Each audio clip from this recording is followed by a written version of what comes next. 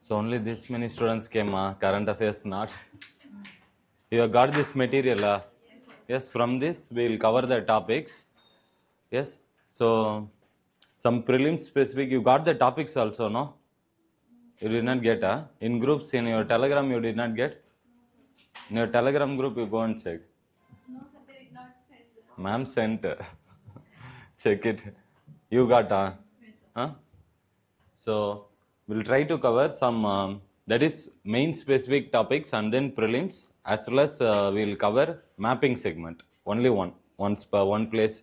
That is some Reykjavik, one mountain which is in, it's a volcanic mountain which has erupted in case of Iceland, yes, Europe. So it is one of the active plate tectonic movement places of the world. So we'll discuss about that. So first we have given APEC. Yes.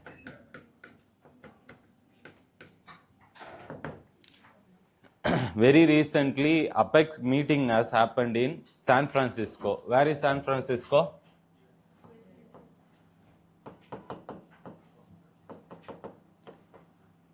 It is in USA. Yes, west coast of USA, near to Los Angeles. And the San Francisco is also called a city of Golden Gate. Remember, Silicon Valley is also there. In addition to that, it is also referred as city of Golden Gate. And the outcome of this year's summit from the APEC summit which has happened in USA recently, that's why it's also called as Golden Gate Declaration.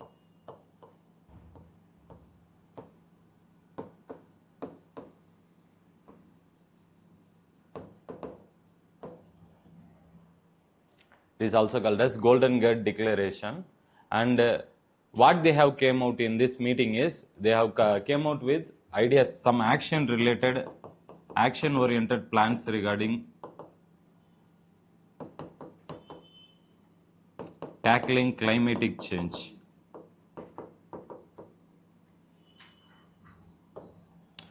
That's one of the main outcome of this summit, that is this year APEC summit.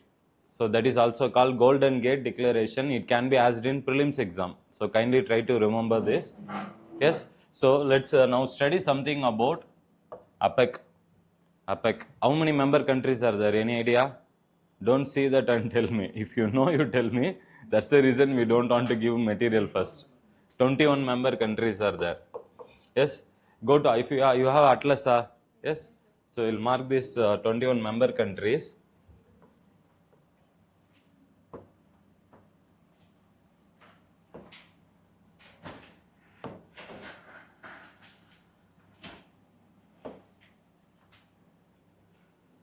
So,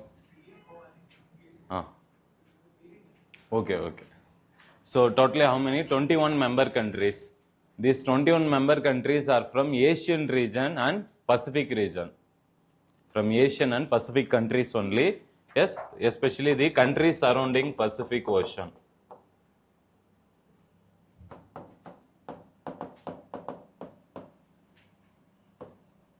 Yes. Who are they? First, Australia. You have New Zealand.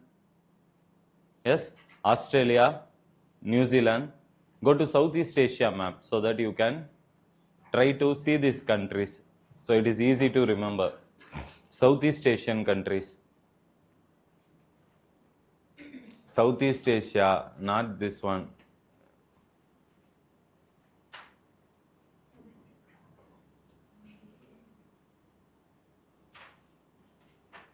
Yes. You have Australia, New Zealand. After that, you have, that is Philippines and Indonesia. See that? Philippines and Indonesia.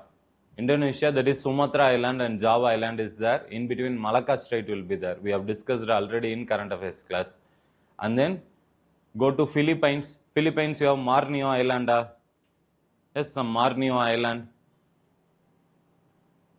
Philippines capital is Manila. You can observe Philippines. Yes, so that is also part of this. Yes, and then you have Malaysia and Singapore. Other two countries, Malaysia, Singapore.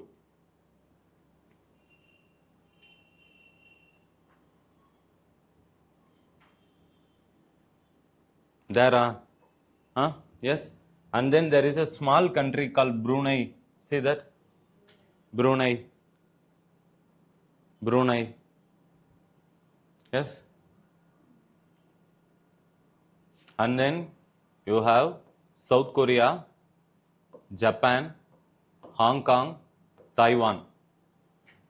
South Korea, Japan, Hong Kong, Taiwan. Yes.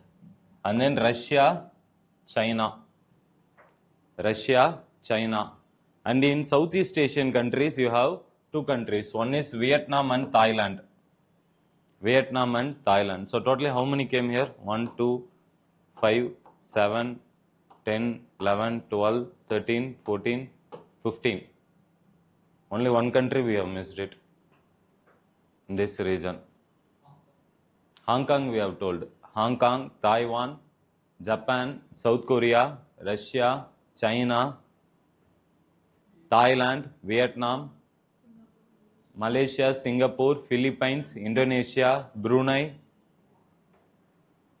Yes, Australia, New Zealand. One more is there in Southeast Asia. We'll come to that. Then coming to here, America. In America, you have Canada, USA, Mexico, and then Chile and Peru. So this side 5 countries. Here 16 countries should come. So, Papua Guinea. Papua Guinea or Papua Guinea. So overall, these are the 21 countries. Kindly try to remember. Because UPSC has already asked in prelims examination about the member countries of G20. So up to 20 countries, they are expecting you to remember in exam. So APEC is can be expected question in preliminary examination, especially about the members. Yes, so 21 member countries are there, and mostly they consist of countries from Asia and East Asia and America. Yes, that is a country surrounding the Pacific Ocean region. So APEC. And what about India? Is it a member? India is not a member, but India is a observer country. Kindly remember, very, very important. It is the observer country in APEC.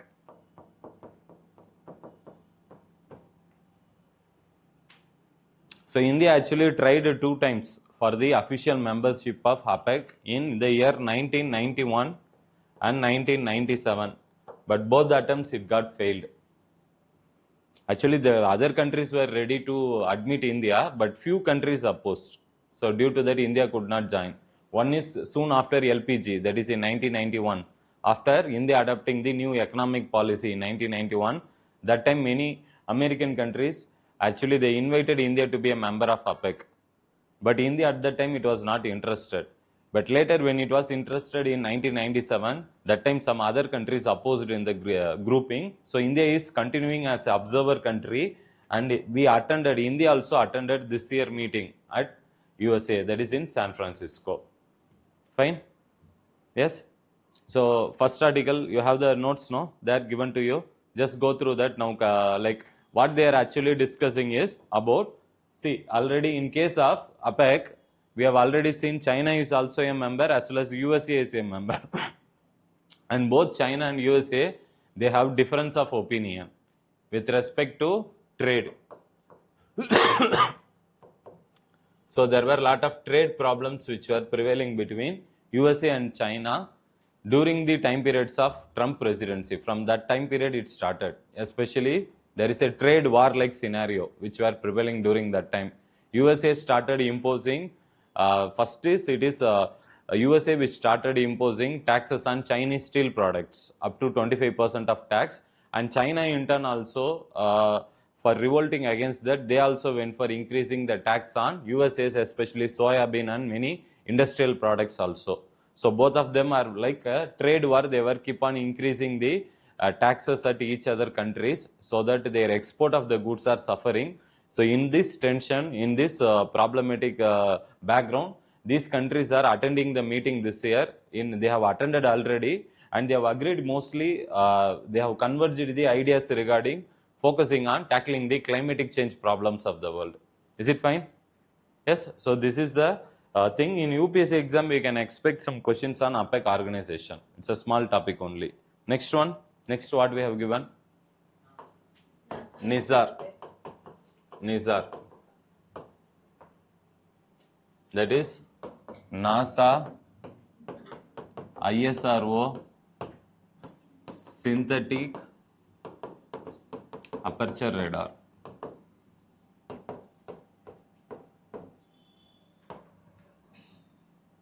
NISAR mission. It's a joint mission between ISRO and NASA. This we are planning to launch in January 2024.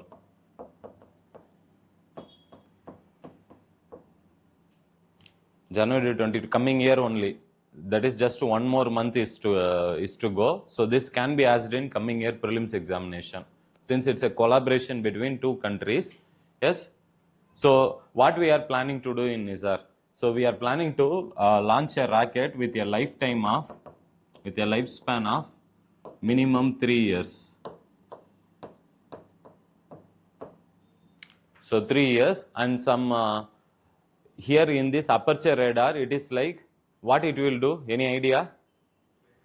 See, Earth's surface is there, right? Now we will send this rocket, and we will try to place this satellite in the low Earth orbit. Low Earth orbit means what? From the Earth's surface, it will be at a height of, that is less than 2000 kilometers. Medium Earth orbit means between 2000, that is, it will be somewhere here. That is, from the Earth's surface, it will be 2000 to up to 36,000 kilometers. So any satellite which is placed above the height of 36,000 kilometers is high Earth orbit. High Earth orbit. Now this is going to be very close to the Earth's surface. I always tell that whenever any satellite which is placed in lower Earth orbit means they can observe the Earth's surface very clearly. Is it clear? So in this satellite which we are going to launch, we are going to place this satellite, that is a NISAR synthetic aperture radar. It is going to be placed in lower Earth orbit, and it will also try to study the Earth's surface and climatic conditions. So it will study and observe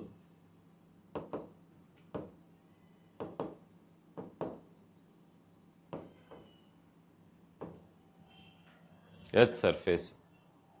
So it has many applications. We'll discuss one by one. In agriculture, we have application. Disaster management, we have application. Yes. So various applications are there in this NISAR mission. That's why two countries are coming together. And India and USA, they are trying to place the two into this particular. It will be like the satellite will function in two bands. One is L band and S band. So it will try to observe. Now, what is the main help of this particular satellite is that it can take the images of the Earth's surface even when there is a cloud is there.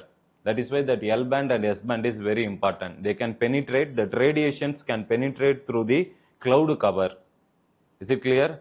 So we can observe many things, including what and all they are saying is, first one is, with the help of this, we can observe the Earth's surface.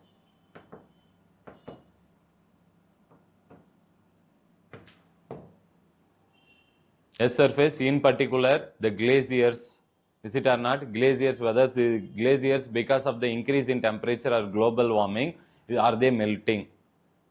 Yes, so this we can do with the help of this, and then it has wider applications in agriculture. In agriculture, what we can do is, with the help of this satellite, we can observe the cropping conditions, in which area of India, in what kind of land use pattern we are doing. For example, say here. See, when we observe from the satellite, we can, we are having here up to rice. Here, we are doing wheat. Here, we are doing sugarcane. So this land use pattern of the Earth's surface can be monitored, and what can be the expected crop yield in a year, how much India can go for food production, that can also be observed by using this satellite. So it will ensure food security.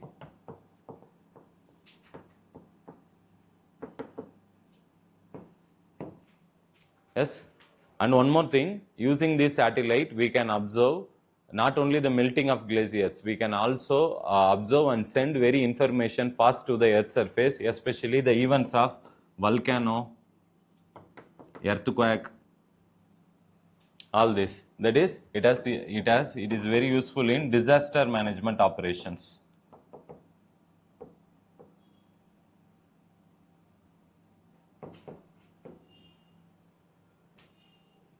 Are you understanding what are the benefits of this radar? See, what they are planning is to place this particular rocket, especially we are trying to launch this satellite from India only. We are going to launch not from America. America, where is NASA's rocket launching center?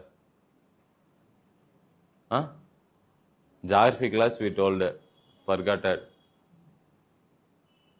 Okay, go to USA map, watch see that Florida, that is a NASA's launching center. But we are going to launch this satellite not from Florida, but from ISRO's Space Launching Center, that is Satish Dhawan Space Launching Center. From India only we are planning to launch this. So it is going to have two dual use band, L band and S band. Kindly remember that can be asked in examination. And we are going to place this satellite in low Earth orbit, and we are going to launch this using GSLV Mach 2, using GSLV Mach 2 rocket. Yes, so what is the difference between PSLV and GSLV? Which is four-staged fuel, which one will have? PSLV or GSLV? Huh? GSLV? GSLV will have four-stage. Yes? See, PSLV rockets means it will have four-stage. Yes, solid, liquid, and then liquid. In case of GSLV, we have solid at first stage, liquid, and the upper stage will have cryogenic satellite. Cryogenic means what? It will contain liquid hydrogen and liquid oxygen at very freezing temperature, somewhere around minus 183 degrees Celsius. So it will be like a very freezing cold, but it is required because this only will actually give more pressure to take the rockets to higher heights. Not only that, GSLV rockets can carry more load compared to PSLV rockets. Yes, so we are going to launch this using GSLV Mach 2 only. Yes, so and we are going to place this in the lower Earth orbit and observe the Earth's surface continuously, especially whether it can be the impact of climatic change on Earth's surface, what is happening with respect to agriculture, what can be the expected crop yield, and with respect to disaster management. Suppose anywhere volcano or earthquake event is happening, immediately the satellite will send the information to the ISRO Telemetry Tracking Center, Bangalore, and we can pass the information immediately to the people to move out from the place in case of any disaster. So fast information can also be it can be processed from this satellite. These are the benefits of NISAR mission. We'll study more. More information will come in the month of January once it is launched. So we'll again come back to this topic. Next one.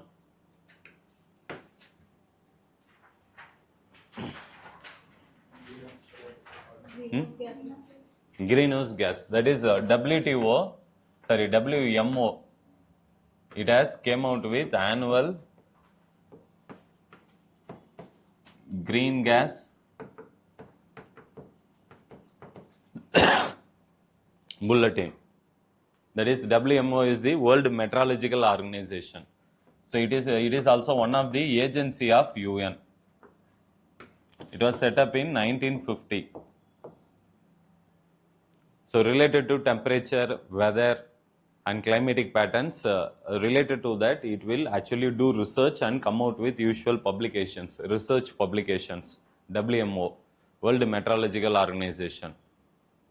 Yes, so recently it came out with this annual green gas bulletin. So what is first green gas? Greenhouse gas. Greenhouse gas. Yes, carbon dioxide, methane, nitrous oxide. Yes, then water vapor. Then Carbon monoxide is also greenhouse gas. Carbon monoxide will come or not? Tell me. Only carbon dioxide will come. Carbon monoxide will not come. Then others which are the, so what is, so you have more halogens also, sulfur hexafluoride, like that we have many other greenhouse gas. But what is the like function of greenhouse gas? See, when the earth was initially formed, actually during the initial stages of the earth, what happened is, see, whatever the sun's radiation which are coming, there is the incoming solar radiation which are coming from the sun and reaching the earth's surface. What will happen? Daytime we will receive sunlight in the form of light and heat we will get. But what about night time? Sun won't be there, is it or not? Sun's radiations won't be there at least. So these radiations will get reflected back, is it or not? So daytime when it reaches, after that it will get reflected back after a point of time. Now, if every radiation of which is coming to the earth's surface, if it escape means, then night will be freezing cold. So extreme temperature. So at that time, at that sub-freezing temperature or very freezing weather, the conditions of many living organisms on earth's surface is very difficult, is it or not? So initially what happened is, during the time of earth's formation, the presence of carbon dioxide in the earth's atmosphere, it was actually functioning like a natural greenhouse gas. That means we require a proper quantity of carbon dioxide in the atmosphere so that there is a heat balance which is maintained in the earth's surface. Are you getting it? To survey on this planet, we require somewhat comfortable weather condition, especially temperature condition, and night time should not be extreme cold. So who does this function? It is the carbon dioxide which was available right from the moment of the evolution of the earth's atmosphere. So it was naturally present in the earth's atmosphere initially, but later what happened is, through various anthropogenic activities.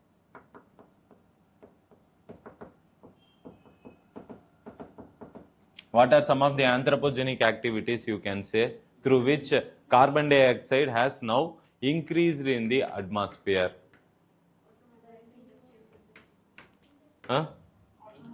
Automobile exhaust. Then industrial pollution. Then deforestation, we can say.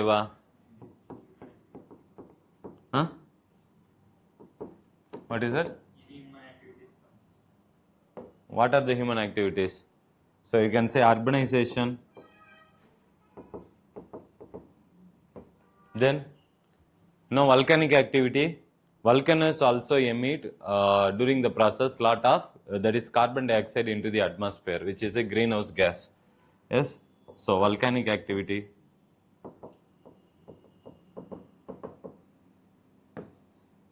Yes, but this is natural. Kindly remember, volcanic activity is natural factor. Remaining are anthropogenic activities. So carbon dioxide, which is now currently available in the atmosphere, in the upper layers of the atmosphere, at which layer, up to which layer it is happening means, so what are the 4 layers of atmosphere? We have troposphere. Troposphere is up to how much height? 13 kilometers. Yes. After that you have stratosphere, up to a height of 50 kilometers. Then you have mesosphere. Yes, so this is up to a height of 80 kilometers. And then you have another 2 layers. One is thermosphere and exosphere. Yes, these are the 4 layers of atmosphere. Now, in the 4 layers, in the lower stratosphere, you have the presence of ozone. You have the presence of ozone. Yes, so this ozone, what it is doing?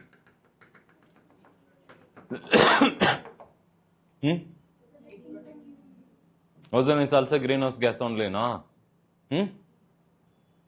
Is it or not? Ozone, see now what happens is you have the presence of carbon dioxide also here. Now the incoming solar radiation, whichever is coming to the Earth's surface, carbon dioxide is transparent. That means it won't, what to say, it won't disturb the radiation which is coming. Incoming, it is 100% it will allow. But while the radiation which is getting reflected back from the Earth's surface, what it will do? It will reflect them back. So the carbon dioxide, what it will do? It will reflect them back. So due to this, the temperature will increase. So this concept is referred as global warming. So this is referred as global warming because it will keep the Earth's surface temperature very high. The reflected radiation which is coming back, because carbon dioxide, if it is increasing more and more in the upper atmosphere, what will happen? The radiation which is reflected back from the Earth's surface, they will again come back only. So it will be very difficult for this radiation to escape in the outer atmosphere. Because carbon dioxide has a particular property because of its greenhouse gas property. So it will absorb the, which one? The radiation which is coming from, see, the incoming solar radiation will be of shorter wavelength. It will be of shorter wavelength. But the outgoing radiation from Earth's surface will be of longer wavelength. Yes, so it will be absorbed by the carbon dioxide. So after absorbing, what will happen? Naturally, the temperature in the, that is it will reflect them back, not absorb, it will reflect. It will reflect them back. So because of that, in the lower Earth surface, the temperature will keep increasing. So this concept is referred as global warming. Now, what is the problem of this global warming is that most of the glaciers in the, which region? Polar regions are started melting now. Not only that, due to the melting of these glaciers, now worldwide, scientists are, they are predicting that the weather pattern will change. Why? First is, go to Atlantic Ocean. Atlantic Ocean, you have an Atlantic Ocean, North Atlantic Ocean circulation which is available through with the help of ocean currents. What are the ocean currents which are flowing in North Atlantic Ocean? Equatorial current. After that, it will continue as Gulf of Stream current. Yes, remember?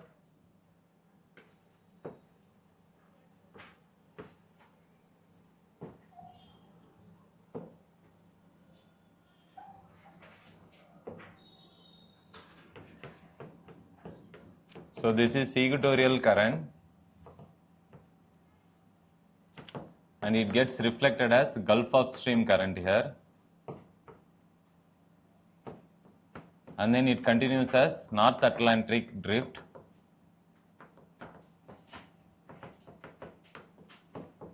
So from here there will be Labrador cold current. Yes, and then here you have Canary current. See that it's there, ocean currents, North Atlantic Ocean. Geography class you have studied, no, forget it. These are the ocean currents, no? Now just imagine how this Labrador current which is originating from the poles.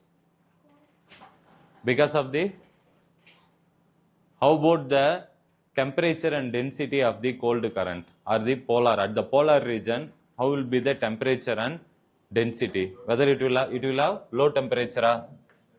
What about density? High density. What about equatorial regions? It will have high temperature, low density. Now, water will move from high density to low density region or low density to high density region? High density to low density region. So that is how this cold current gets originated from the polar regions. Is it clear? From high density region, it will start moving to low density near the equatorial region. That is how Labrador current gets originated here. Now, because of global warming, increase in temperature, more melting of glaciers in polar regions, there will be more overflow of which one? Labrador current. And this will destabilize the ocean currents in the circulations in the North Atlantic Ocean region. So it will affect, it will not only the ocean currents, just it will move. It will bring also along with it lot of, what is that? Micro plants and animals in the oceans. We say diatoms. diatoms, small microscopic plants, which will be eaten away by fishes. So this will disrupt the ocean currents stability in the North Atlantic Ocean because of the increase in temperature which happens in the poles. Yes, so these are many problematic areas. Not only that, the overall the climate of the earth is bound to change. That's what scientists are saying. The earth will soon experience, already we are experiencing the effects of climatic change. What are the effects of climatic change? Climatic change means what, first of all? The change in weather pattern. What is the difference between weather and climate? 35 to 40 years average weather if you take, that is climate. So climate is a bit long term, you say in a long term relative way, but weather is something short term. Yes, so day to day change in temperature, rainfall conditions, we say that as weather. Now this climate over a period of time, if you observe in the earth's surface, after the earth came into being, initially most of the regions in the world, they were going through, that is Pleistocene or Plestocene, Pleistocene age. That is, it is also referred as age of ice. Now the earth we are experiencing in the geological time period is, we are going through Holocene. Holocene means what? It is the age of man. Geography, geological time period, remember? Cambrian, Ordovician, Silurian, Devonian, Triassic, Jurassic, Cretaceous. Yes. Then you have Eocene, Oligocene, Miocene, Pliocene, Pleistocene. Currently, we are now experiencing Holocene. That is the age of man. Now, what geographers are puzzled about is, see here, as far as information we know, with the help of this geographical research, Earth was during the time of Pleistocene, the whole of the Earth was going through ice age, completely covered with ice. Now after that, after a point of time, because of the increase in greenhouse gas in the atmosphere, the temperature started increasing through natural factors, and overall now oceans and continents came into existence with the help of continental drift theory, which you have studied, or the plate tectonics, how you understood. Now currently the oceans are arranged in this manner, and the temperature, if you observe, the temperature started increasing, especially after the time period of, that is 1760s. What is that happened in 1760s? Industrial Revolution. Where it happened? It happened for the first time in England. That was also one UPSC mains question. Why Industrial Revolution happened first in England? Why not in other countries? In world history, one important question. Yes. So you will find the prevalence of new change in advanced thoughts, enlightened thoughts, and they question the religion, that is church will be questioned, and rational thoughts will come into existence. So there will be a age of, from dark age, Europe will move to reform, age of reformation age you will study. So due to that changeover in thoughts and thinking, many new discoveries came in the European country, and in particular, Britain came out with especially the operation of steam engines. So the steam engines, that is when the first industrial revolution started. Now the world is experiencing fourth industrial revolution. Yes. So due to that, mass production of goods happened in case of Britain. Now, so what is happening is, after the industrial revolution started in Britain, more thermal, we started burning more coal. So that started releasing more carbon dioxide into the atmosphere. So right from the moment of this 1760 to till now, the atmosphere is actually only facing increase in carbon dioxide content. Is it clear? So because of that, the Earth climate is going through a very rapid change. So what many geographers are telling is that, what is the actual cause of climatic change? See that we have actually two theories in geography. Climatic change can be natural or anthropogenic. Yes, but through various research, what we came to an understanding is that the world is experiencing climatic change today. That is, the anthropogenic effect has actually increased the rate at which, the pace at which the earth was heating, no, that started increasing mainly because of the anthropogenic emissions.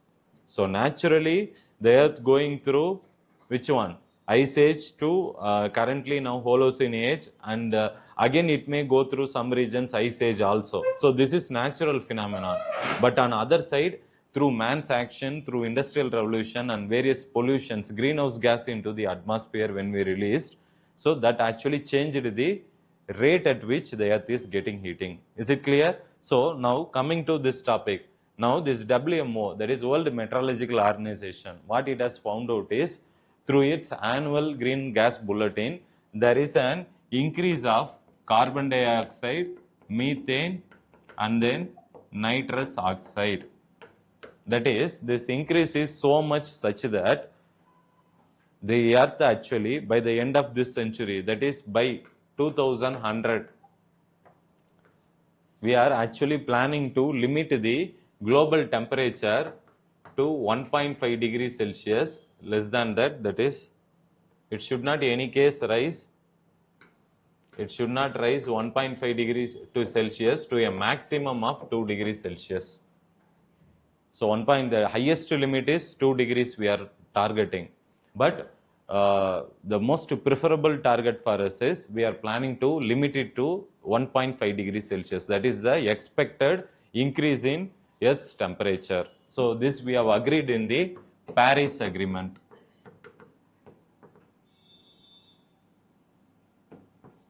Which was signed in 2015. It is currently many countries, including India, we are following this. We are also part of this Paris Agreement, where many countries have volunteered to cut down the emissions of carbon dioxide. You will study later a concept called as INDC, Intended Nationally Determined Contributions. It is like voluntarily all countries have pledged that we will reduce the carbon dioxide emissions in the atmosphere. Including India, many countries have voluntarily agreed this at the UNFCCC summit. That is United Nations Framework Conference on Climatic Change Summit. We will come to that. Again, one more topic is there. Now, what this WMO has actually warned the people is that now with the increase of carbon dioxide, methane and nitrous oxide, what will happen? The temperature which is going to increase in Earth's surface, no, it is already, it has increased up to 1.15 degrees Celsius. So it is, we may actually breach the 1.5 degree limit which we have set by 2100. That's what the report has warned. That is WMO report. Now go through the material. Yes. Now one more thing. What are the main sources in which carbon dioxide is released into the atmosphere? Industrial pollution, yes, motor vehicles exhaust, yes. And how about methane? Cow dung. Cow dung is one of the chief cause for methane. Not only that, any waste land you are actually spilling in any anaerobic conditions. If a waste is dumped in an open space and there is an anaerobic condition. What is anaerobic condition? That is, there is no oxygen for long time. A land filling has happened. If you do a land filling in an open space, you throw a garbage due to poor management of garbage for a longer time. And if that area is having an anaerobic condition, those areas, they will also emit methane. Yes. And what about nitrous oxide? Where it is emitted? In the agricultural fields, when we use nitrogen, NPK fertilizer, remember nitrogen, phosphorus, potash. So that application of nitrogenous fertilizers, it will mix with atmospheric oxygen and it will become nitrous oxide. That is also one of the greenhouse gas. Now, what is more important here is most of the world countries are blaming India for the which one? For the emission of methane, because methane is still more dangerous dangerous greenhouse gas. So many developed countries are blaming India that not only through cow dung methane is getting emitted, also through garbage which is we are doing in land filling, also in rice cultivation. That is the flooded rice cultivation in case of Asia. Yes. this emits lot of methane, atmospheric methane. So developed countries are blaming India that India should go for less rice production. India says that for the purpose of climate we cannot take the risk of compromising food security of India. So this kind of conflict is going on. So in that background, if you see, the importance of reducing methane is bit very difficult. See that material which we have given, how much carbon dioxide has increased in the atmosphere now. They have given that proportion 144. 20%. Carbon dioxide has increased by 150. Methane has increased by 264. Nitrous oxide has increased by 124. This number don't need to remember. UPSC also will not ask. Just why we are writing is to show that importance of how much increase it has happened. So only the chances of global temperature, limiting the global temperature to 1.5 degrees Celsius is going to be a tedious task, tough task. Fine. Next topic. Carbon tax. Carbon gets and Carbon tax. that is, it is a concept where the emission of carbon dioxide we are doing, no? So based on that, beyond a proportion, if they emit, they will ask the countries to pay extra tax. Mainly European countries have done this carbon tax mechanism. What they have done is especially the usage of steel, because while producing steel, lot of which one carbon dioxide is also getting emitted. So what they do is that whenever any steel which comes into the whichever products which are entering into European market, which is leading to more release of carbon dioxide, on those products they told that beyond a particular quantity they will impose additional tax. So whichever goods which are entering European Union market, that is carbon tax mechanism. Yes. Next one, next topic. Fourth one, World Bank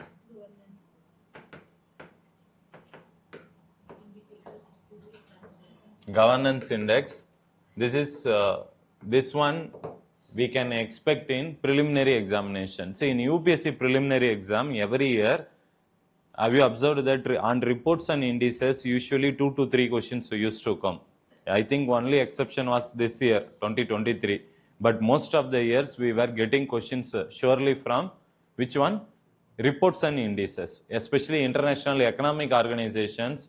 Like today also we will discuss about World Economic Report, which is published by which organization? IMF, yes. So and this World Bank Governance Index, this is published by World Bank only, yes. So totally this World Bank Governance Index, it is published for 215 countries. So it tries to place the countries 215 countries in a rank wise manner. So how many indicators it use? 6 indicators. You can remember this by the code, that is VGPCRR. That is, first one is government support.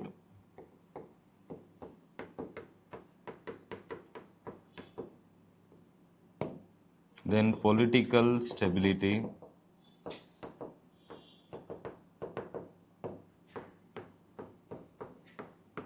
And absence of violence. Yes, what is V stands for? See there? Volatility, yeah? Voice and accountability. Then we have control of corruption. Then regulatory quality. Another one is rule of law. Kindly write this and try to remember this. This can be, they can ask you in UPSC prelims exam. How many indicators? Totally 6. Since it's published by reputed organization, World Bank, we can expect question. Yes. What is most important is India is poorly ranked. That's why we are discussing in this World Governance Index. And after becoming, getting a low rank, we have to at least stay calm. But our chief economic advisor has commented on this, that this report itself is wrong.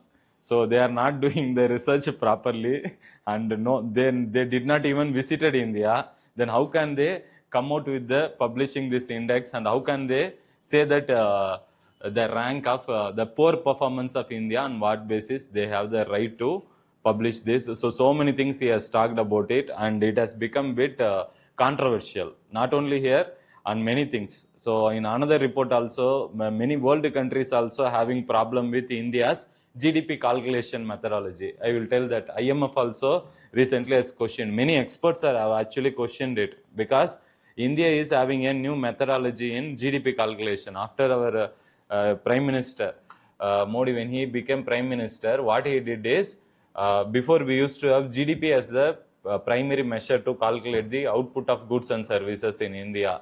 So he came out with GVA, the concept of GVA, that is gross value addition, instead of GDP. And we have also changed the accounting methodology, what we used to follow. So we are now following UN accounting standards.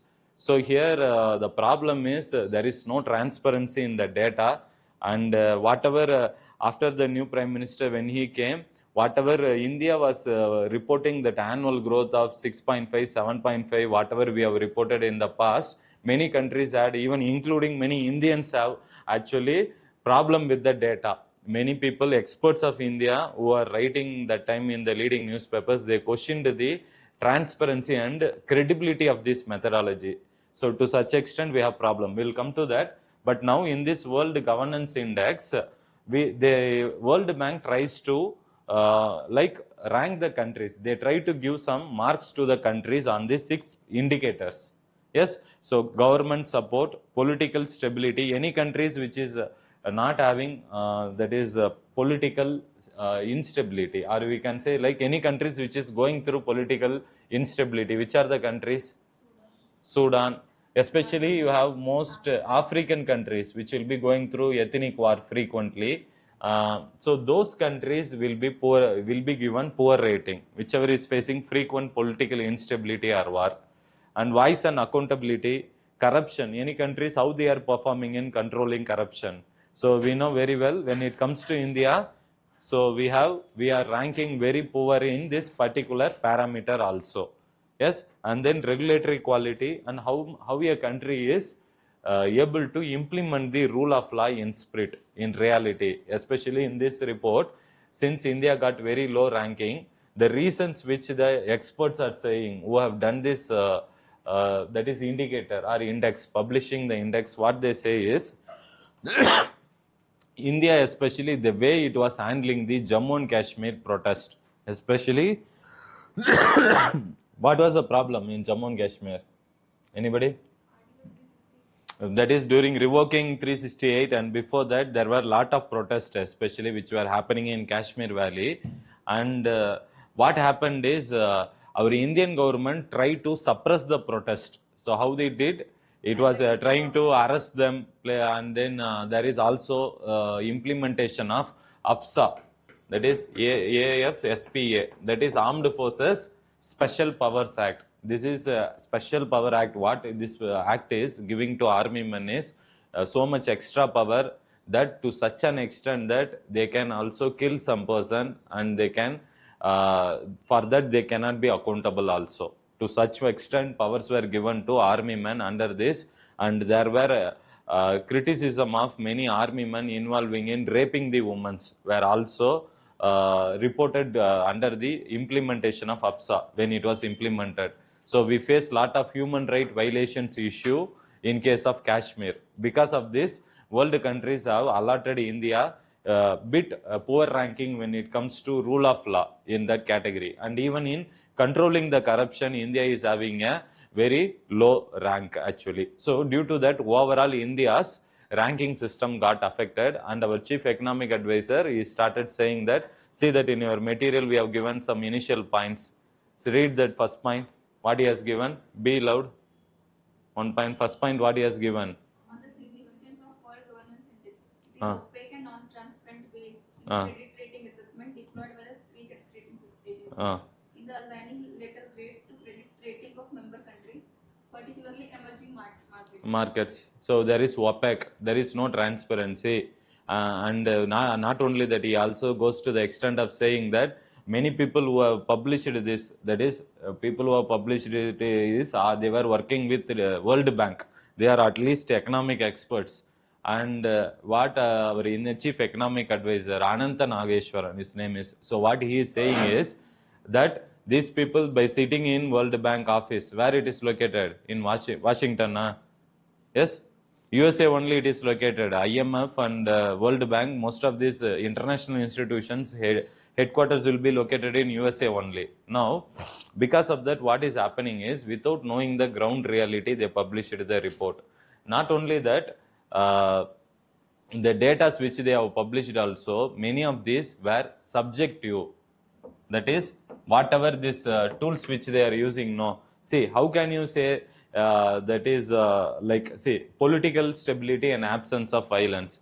Now in this they have actually, like, many of, they will ask some questions to the people who are surveyed, and many of these ways in which they allot the marks to rank the countries is, it is based on subjective parameter.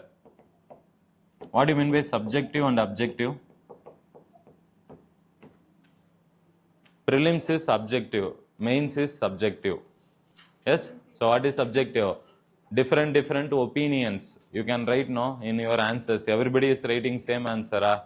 Marks also will be different. But prelims, answer is A means A only. You don't have any other deviations from that. If you have deviation, then it is wrong. But in mains, it is not the case. Yes, everybody will have individually different opinions and approaches. So those kind of difference in approach or opinion is referred as subjective opinion, and many parameters which they are using are based on subjective parameters also. That is what our chief economic advisor has criticized. But overall, why should we react this much for some index which they are ranking? Why should India be bothered? We'll leave it. No, what is that? For Prime Minister Modi, this is another in pipeline only. There are so many things like this. So why we should bother about it? Why is talking very aggressively? Because it has some other benefits which are related to World Governance Index. That is, they, based on these 6 parameters, there is a rating called as, that is triple B rating. See, any country which is ranked below the triple B credit rating, then those countries, when they go and borrow loan from any other countries or international institutions, they need to pay, they will be paying more servicing cost. That is, cost of getting loan will be expensive. If the rating is very good, if any country which is having World Governance Index a good rank means, then their credit rating, that is, it will be staying above triple B rating minimum. This is the standard parameter. If any country is having below the triple B rating means, then they will find it very difficult to borrow loans from other countries, because they need to pay a bit higher interest rate. But if they have a rank above triple B rating means, then the cost of getting a loan will be very cheap. So India is very much worried about this, because we would have got lot of, which one? Loan from many countries, and we would have used it for our social sector welfare beneficiary schemes. But because of this problem in ranking, we are getting affected in borrowing from other countries. That's why we are bothered about. Clear? Yes. So UPSC can ask this, considering the significance of credit rating. Who are those credit rating agencies? Any example? Anything you know? In economics, if you read in Hindu newspaper every day, that is credit rating. Census, share market, yes.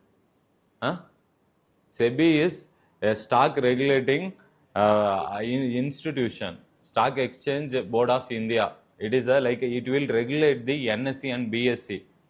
Yes, before there was Harshad Mehta scam which happened in 1992. One nice one, Sony TV has came out with one nice documentary series. Try to watch that. One of the most interesting documentary which I have seen in the last 1 year. Very nice it is. You will observe that how much he is able to influence and make use of the system, make like to his advantage. So really, but he has, if you look at the movie, you will worship him only, like a hero only. Harshad Mehta is, whatever he has done to the extent, but finally he will be getting caught. All his scams will be coming out. He will be giving, what to say, what kind of like activities, like today when you go to stock market, whether you can buy a stock or sell a stock. He was influencing many of the traders in India through his insider trading activities. He was able to get some information. So people thought that he is an expert who could predict the thing. But before that, he was having also his own stock brokerage. So where he made very huge amount of money. Anyways, but SEBI came to regulate all this. SEBI is an organization. So what I was asking is, credit rating agencies is S&P, Standards and Poor, Fitch. Remember, in newspaper it will come often. Yes, those are some credit rating agencies. I am talking about mostly international credit rating agencies. All these are international credit rating agencies, Fitch, S&P. So what they will do is, they will try to award rating to the countries based on various mechanisms. In that, one among them is this index. Also they use it. Why this index is important is because it talks about what the political stability of a country also. See, any businessman, when they look at world governance index, how it will be useful for them is, can we go and do business in that country? Because tomorrow they should not land up in any problem, any foreign investors coming to India. So they will make use of this governance index. And even while lending a loan to a country, if they go through a lot of political instability, the chances of the people surviving is also very difficult, and country repaying the loan is also difficult. That is why they use this indicator to give, to decide whether to give a loan to a country or not, or at how much interest it should be given, at a cheaper manner or costly manner. Fine.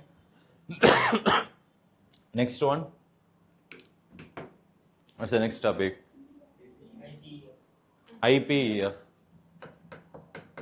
IPEF, that is Indo-Pacific Economic Framework.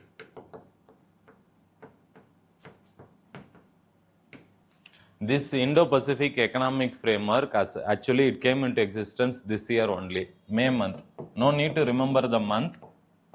It came into existence in 2023 in Tokyo, Japan. Japan only, in the Japan meeting only. This year, when the May month, when this meeting happened, that time they came out with this Indo-Pacific Economic Framework. It actually consists of 14 member countries. 14 member countries. Try to remember, they have given in the notes, no? Yes, India is there. India is also one of the member.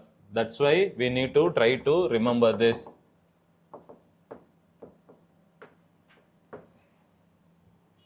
India is also one of the member of Indo-Pacific Economic Framework Mechanism. So under this, we have 4 important pillars.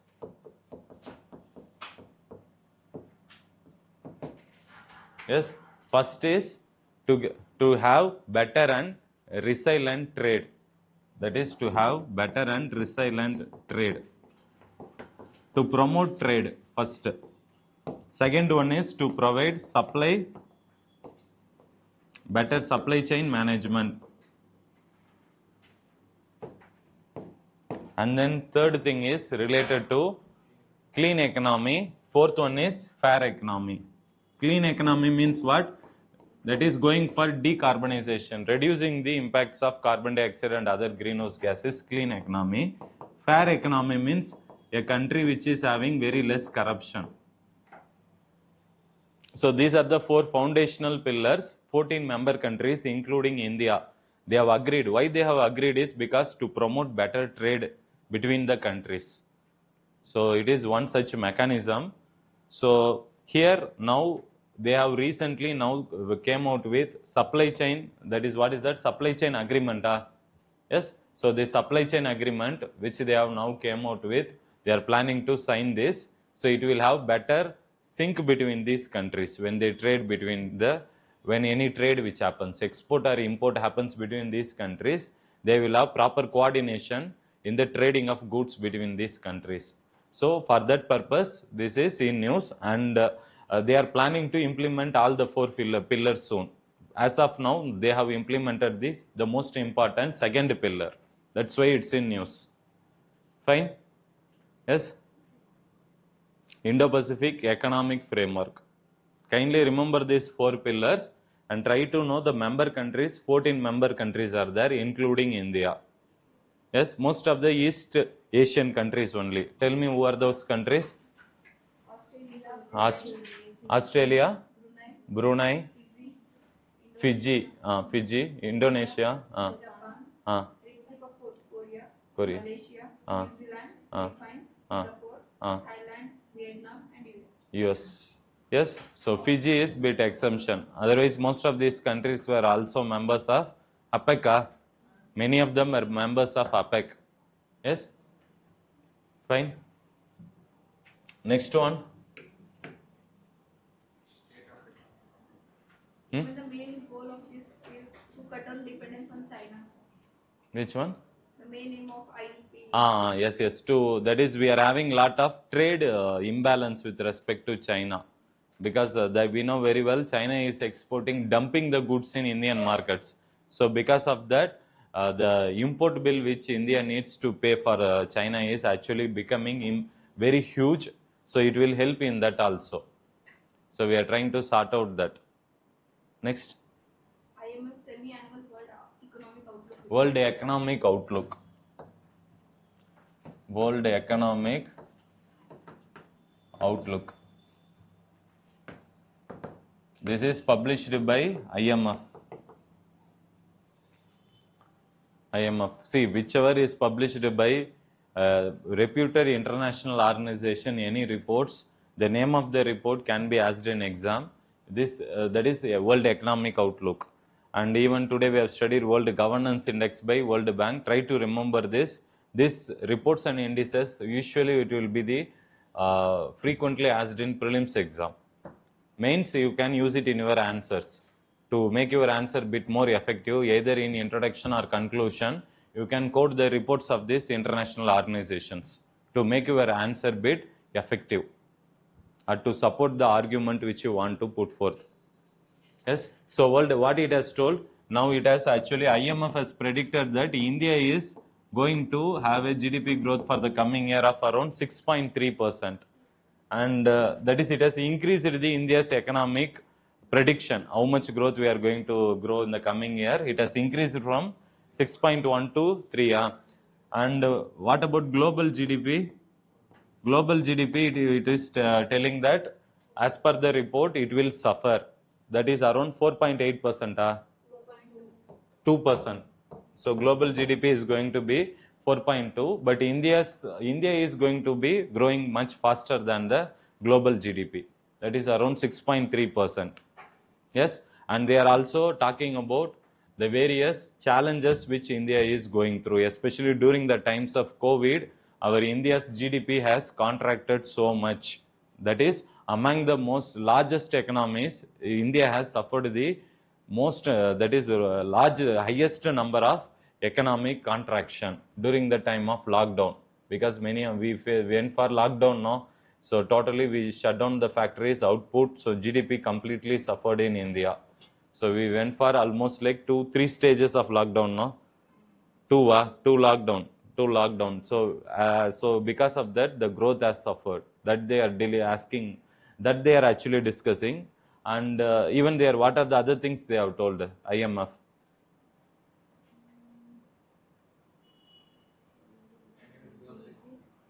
Annual growth rate is China is going to decrease.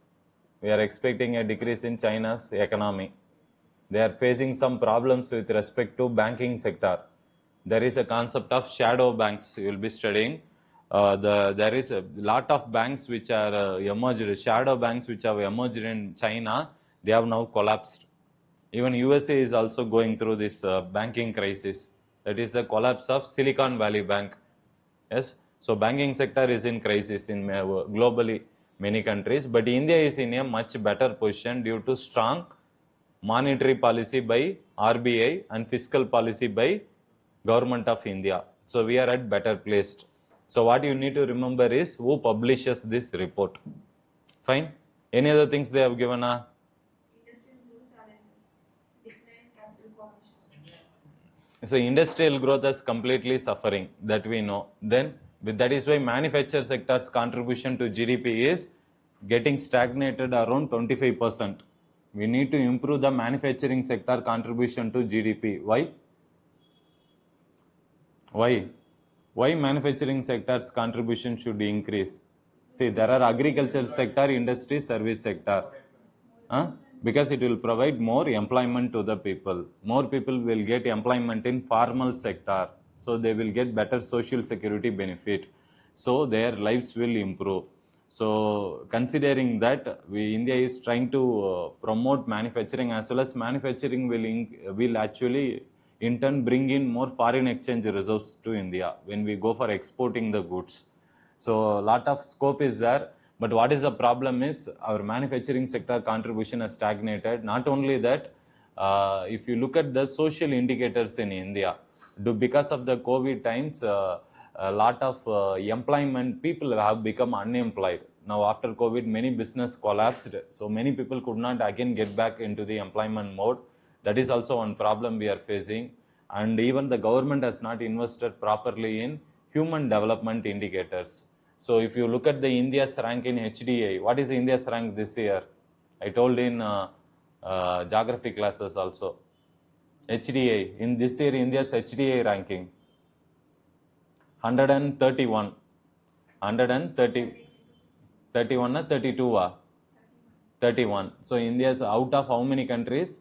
Roughly around 193 countries. India is placed in 131, and our ranking is suffering actually compared to previous years. The reason is why HDA is very important. What are the indicators in HDA? Education, health and quality of life. For education, we use mean years of schooling and average years of schooling. And then for health, we will look at life expectancy. And then for another one, that is third is quality of life, we'll look at the gross national income. So by looking at these three parameters, we try to rank the countries.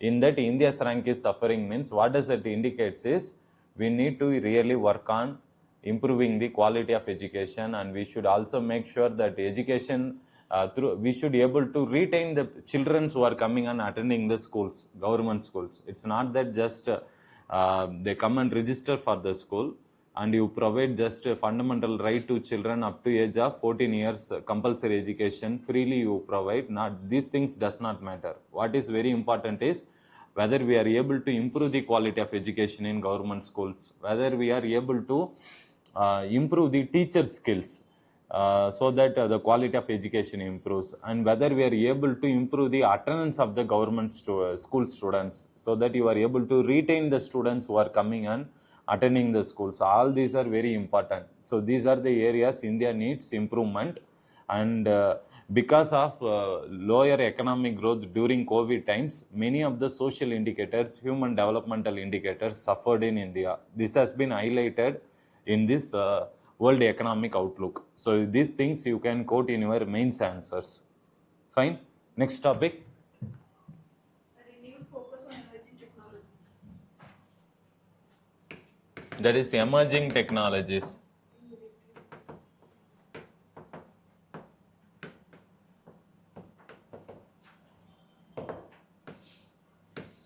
Emerging technologies in defense. Yes.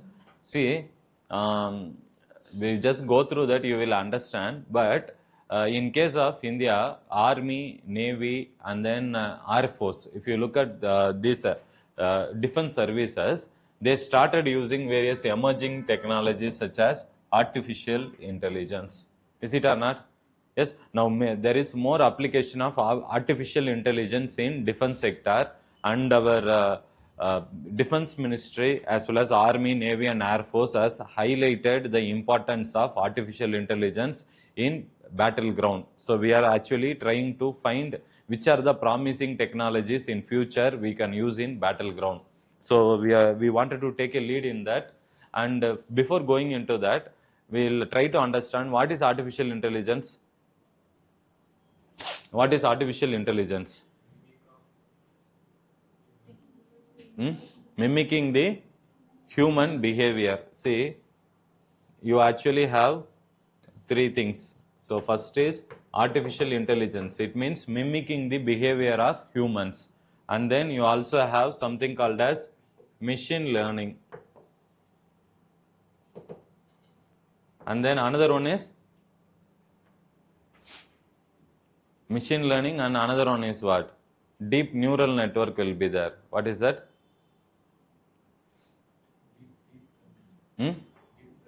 Deep learning. That is deep learning. Machine learning, deep learning.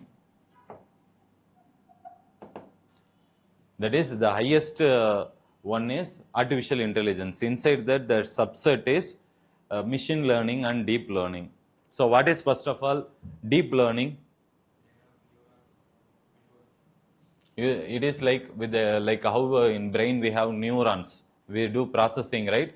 In the same manner, we are training the machines to use a special network, that like neural network. So using that neural network, they will take decisions. That is referred as deep learning. Machine learning means it will use data. It will use data. So machines, once if it is trained, means independently they can take decisions. That is referred as machine learning. But artificial intelligence means it is more broader. So here we will try to mimic the human's behavior. Fine. So this artificial intelligence technology itself is having various applications. What are the applications it has? What are the things it indicates? We are using everyday artificial intelligence, you know. Yes, Google Maps. Use Google Maps now. Google search engine you use. Yes, so when you search something in Google, when you use Facebook, when you go and scroll the things, when you use Twitter, all the feeds which are randomly coming now, when you search immediately some suggestions are coming. All these are based on artificial intelligence feedback. That is based on its help only you are getting these suggestions. So it is trying to analyze your search history. Based on that, it is trying to suggest you few things. Based on that only, even when you go to Facebook also, randomly some feeds are coming. So that is based on your, which one? Your artificial intelligence suggestions and tools only. Even Alexa we use. Alexa, that also uses artificial intelligence limitedly. How it is using? In Apple Siri we use. Yes, all these are based on artificial intelligence. So in our day-to-day we use this. See, when you say Alexa to switch on the Bluetooth, it is a Bluetooth speaker will on. You say it to switch on light also, it will on the light. If you ask it to off it, it will off. So all these are machines we are trying to train it. They try to help the human beings in some way, but there are areas many scientists feel that in future artificial intelligence will try to take away. So it will machines will try to dominate the humans. That age they are telling that it is referred as artificial super intelligence. It is artificial super intelligence. We have three concepts. One is artificial narrow intelligence. Second is artificial general intelligence, and then you have artificial super intelligence. So super intelligence is the age in which in future when machines, that is the robotics and other artificial intelligence tools which we are going to supposed to use, they will try to dominate. That generation is referred as artificial intelligence. So now with the help of this artificial intelligence, virtual reality tools, and then advanced computing, so we are trying to use these tools, emerging technologies for use in army, navy, and then air force. Yes, so what are the things they have given? Go through that. In air force, what they are, in air force they are using UDAN. UDAN is that which scheme? That low domestic flight scheme, no? Where at low cost you can fly to many places in India. Their Air Force is using many latest emerging technologies already. Yes. Then next.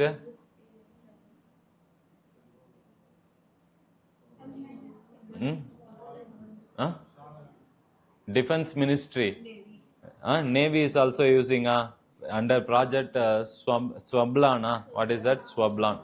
Yes, and then Swalamban. Okay, Swalamban. And then Defense Ministry. Defense Ministry has conducted some defense, some artificial intelligence council, mainly because they know the importance of this. So in future, battleground will not be between human versus human. It can be versus machine versus machines. That is why army has taken lead in using unmanned aerial systems, that is drones. Drones are also they are using in emerging technologies. So they are trying to reduce that is the interference of humans in battleground. So we are trying to include, that is why robotics and all these unmanned aerial vehicles and advanced computing technologies, so that we can try to analyze the borders very clearly. So we are trying to make use of all these emerging technologies. Next one.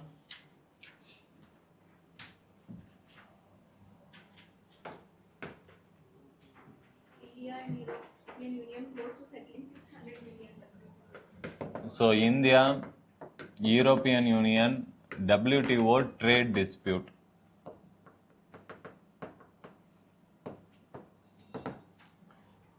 See, what is the problem with respect to European Union is, European Union and India is exporting steel to European Union, and that European Union is putting import tax of 25%. So, but when it comes to European Union, when they export to India electronic items, especially mobile electronics, mobile accessories, mobile phones, and then other electronic items from European Union, we are actually charging them some extra tax. Whenever any European Union electronic items come to India, while importing, we are actually adding up some extra tax. So European Union says that that is in violation of WTO norms. Why? WTO, as per WTO norms, you should not go for more taxes on any countries, or discriminatively you cannot put tax on some countries high, on some countries low. So there should be some free open trade between the countries. That's the objective of WTO. And because of this issue, European Union has went to the WTO and filed a complaint on India. And India also has filed a complaint regarding steel products. Whenever we export steel products into USA, I said no, that carbon tax mechanism. So these are some other ways in which European Union is trying to discourage India's exports whenever the goods which is entering Europe. So both these countries are having a problem in this WTO. So to sort out this, they have came out with something called as Trade and Tech Council. Trade and Tech Council, write it, very, very important. This Trade and Tech Council is it's a bilateral meeting which will happen between European Union and India. So in that meeting, they have finalized that to come out with, to find a solution for this issue. Now they say that they have found out solution bilaterally. Main thing is, till now European Union is having this Trade and Tech Council meeting only with USA. So now they have started this meeting with India also, mainly because European Union is having lot of problems with China very recently. So it wants to have very closer relationship with the countries which are opposed to China. So due to that factor, India is trying to use this opportunity. So we are trying to reduce our differences which are existing between these two countries. Yes. So not only that, one more problem is, see here, these mobile accessories and electronic items which we are putting extra tax on European products is one way beneficial to India. Can you tell me how? Why we are adding this tax? Why should we put extra tax on European Union products? our domestic manufacturing, especially our electronic products, mobile phones. See, before we used to have a brand called Nokia. Nova, which country it is? Sweden, Sweden, some Scandinavian country only. Check it in Google now only if you have doubt what is there. Say many Scandinavian countries, their mobile brands, electronic items used to have a very good market in India before. But India, what we actually planned is we came up with a scheme that is already have discussed this PLI scheme. What is this PLI? Production Linked Incentive Scheme.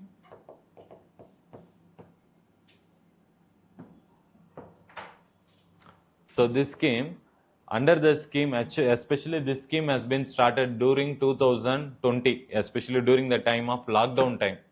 That time only we came out with this scheme, mainly because we wanted to improve the manufacturing industrial base in India. So for that we told any companies, even Indian company or foreign company, whoever, when they come to India, open a factory in India for a particular period of time. If they export, if they produce in India and export beyond a particular limit, then they will be given incentive under the scheme. So it has led to many Indian companies, they were able to increase their manufacturing base in India after the coming up of the scheme, because they will get incentive, So many came and opened factories and they started increasing the sales of their products. But because of this, our electronic industries and mobile phone, many Indian mobile phone brands are there. What are they? Can you tell me some? Huh? Which one? Micromax. Then Carbon. So all these brands which we are seeing are, at least in India today, is mainly because of some of the protection which we have given to our domestic electronic industry. Otherwise, these companies would not have arisen in India. They would have been in unequal competition with other foreign competitors and would have vanished away by this time.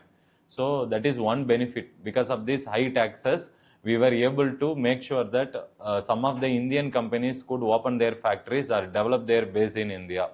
But we have to wait and see after this, which one? Trade and Tech Council meeting, when they go for what kind of agreement solution they have found out, whether they are going to agree for reduction of taxes, means our Indian companies will be again at a competition from European Union companies. Fine. Next. You want AC to be reduced? It's not. Go and ask only. Yes.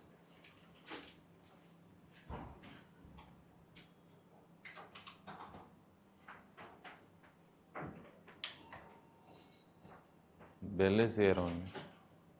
Yes. Next one. Next one. You tell me. Huh? COP 28. This meeting is going to happen at Dubai. Dubai. This year, that is the Conference of Parties meeting. Yes. Yeah.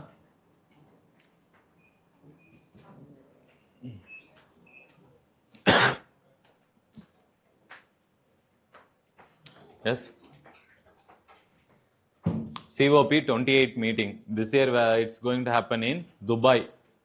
But before this meeting only, lot of problems are coming now. Mainly the thing is, Dubai is also one of the, which one? Oil producing OPEC country. So it is one of the leading oil producer. And because of usage of oil, more greenhouse gases already getting emitted into the atmosphere. So many Western countries only, they are actually criticizing the UN why you are conducting a meeting at a very crucial time, and that too UNFCCC meeting.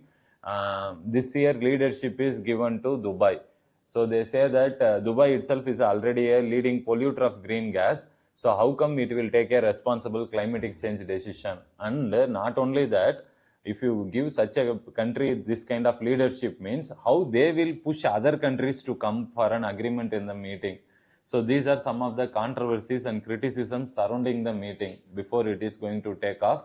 So we have to wait and see what is happening. the COP meeting is referred as Conference of Parties. Usually in this meeting, who will be representing is, it will be our environmental minister. Kindly write it, very important, because this Conference of Parties is the highest decision making body. Highest decision making body in case of UNFCCC.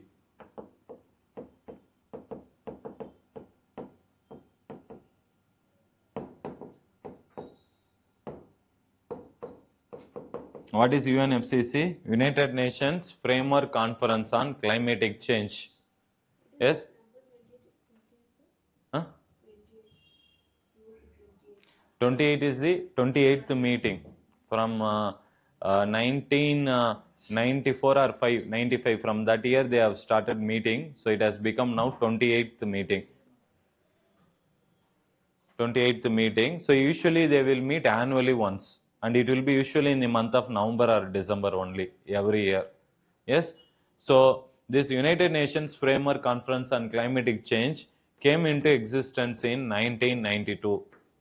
Go to Brazil map. Brazil. South America. Yes, there is a city called as Rio de Janeiro. See that? Rio de Janeiro. Yes? Brazil, East Coast you see. East Coast, it is a portal city only. Rio de Janeiro. Porta? Huh? Porta inland? No, East Coast is the Coast, port only, no? Rio de Janeiro. What happened is, here in the 1992, there is a meeting which is called as Earth Summit which happened. Earth Summit. It is also referred as UN Conference on Environment and Development. So this summit happened. As part of that summit only, UNFCCC came into existence. Not only that, here in this, along with Earth Summit, we also had another two meetings which are also related to this Rio de Janeiro. What are they? Not Montreal. That is Convention on Biodiversity. That is India, so related to climatic change, other two meetings are very important. That is, one is UNFCCC. India has already hosted UNFCCC meeting once, and then it has also, India has also hosted United Nations meeting to combat desertification and Convention on Biodiversity. So these three meetings we have hosted already. So now what is important is this Earth Summit, as the outcome of 1992 summit, Earth Summit, this UNFCCC came into existence. But it was actually, it was this UNFCCC, it started meeting from 1994 only. After that only the COP meeting started happening every year annually. And the most important outcome of this UNFCCC meeting is, in 1997, it came out with Kyoto Protocol. Kyoto Protocol. So it has actually then objective to control the ozone depleting. That is, you have another one is Montreal Protocol. That is related to ozone depleting substance, controlling that. This is Kyoto Protocol. Kyoto is a city in which country? Japan. Japan. Yes, Kyoto Protocol is now, its validity is over, and now currently what we have is Paris Agreement. So we have came out with in 2015 Paris Agreement.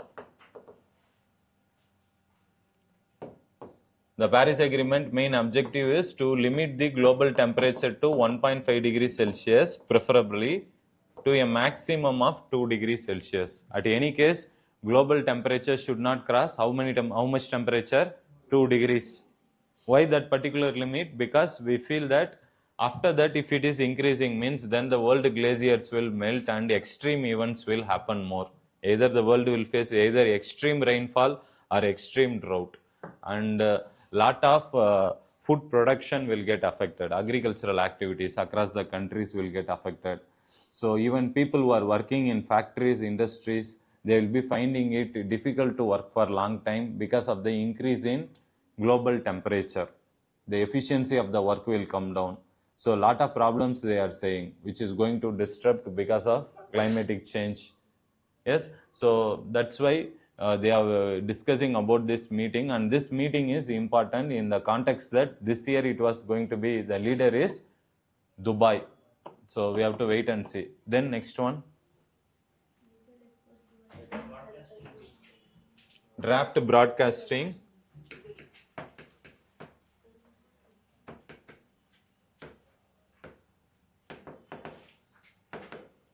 Draft broadcasting regulation bill.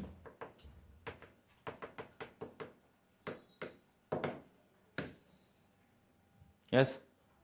See, this draft broadcasting regulation bill is going to regulate, that is, it is going to replace Cable and TV Operators Act.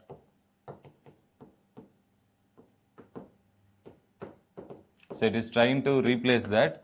And what are the things it is draft broadcast we are trying to regulate is, under the bill, we are going to regulate DTH platform, OTT platform, digital medias,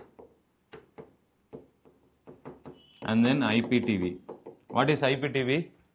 In Instagram they will come, no? IPTV, that one only, no? Huh? That is using the internet they will connect with the TV. Yes. In Instagram you'll be having IPTV, I have not observed. Huh? Okay. Digital media, that is all YouTube, all social medias which we use, no? So that is digital media. That is any current affairs related contents also will be regulated under this digital media. OTT, you know, that is which one? Amazon Prime, Netflix, Sony, all this will come under that. And DTH is which one? That is all satellite broadcasting services. DTH is one among them. So before we used to have a lot of mainly the cable operators in the country, they are highly regulated, because whatever channels which they are publishing, that will be regulated and censored. But when with the coming up of new technologies, mostly OTT contents, they become like they were unregulated for a long period of time, and there was a demand for a long time in India that to regulate OTT, because lot of times the kind of content which these OTT medias are coming out with, they are actually promoting more sexual and violent material. Is it or not? More violence it is promoting. So when you are going for censorship of movies and all, so we are almost having censorship or regulation for most of the movies and other serials. But when it comes to OTT platforms, we did not had this for a long time.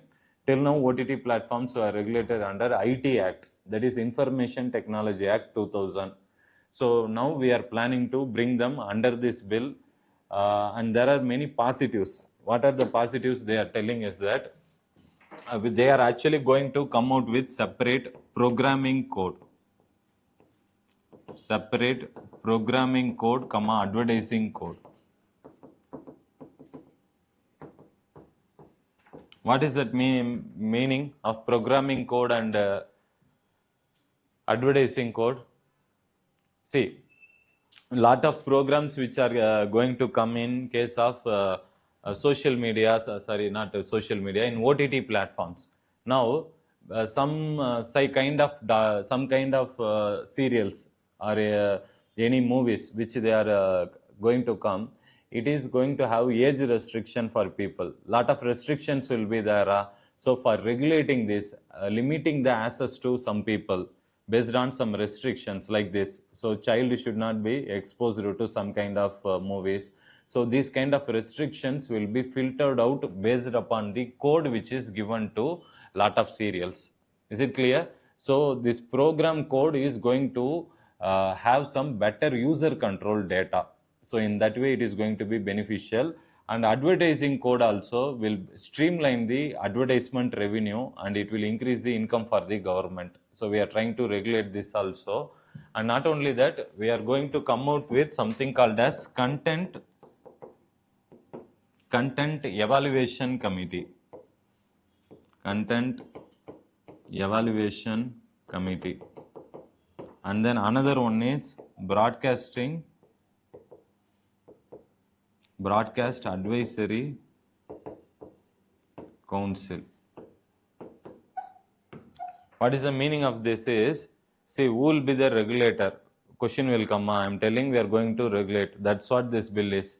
But what is the thing is, we are going to come out with self-regulating body. Which is that self-regulatory body? That is Content Evaluation Committee. So that is within that business house only or media house, there will be a group of people who need to self-regulate themselves. Like based upon government will tell what are the things to do, not to do. So there will not be any independent regulators. Within their company only some people will be there. So those people, they need to make sure that the rules and regulations are followed. So for that, the content will be, so that will be taken care by Content Evaluation Committee. So who will screen the content.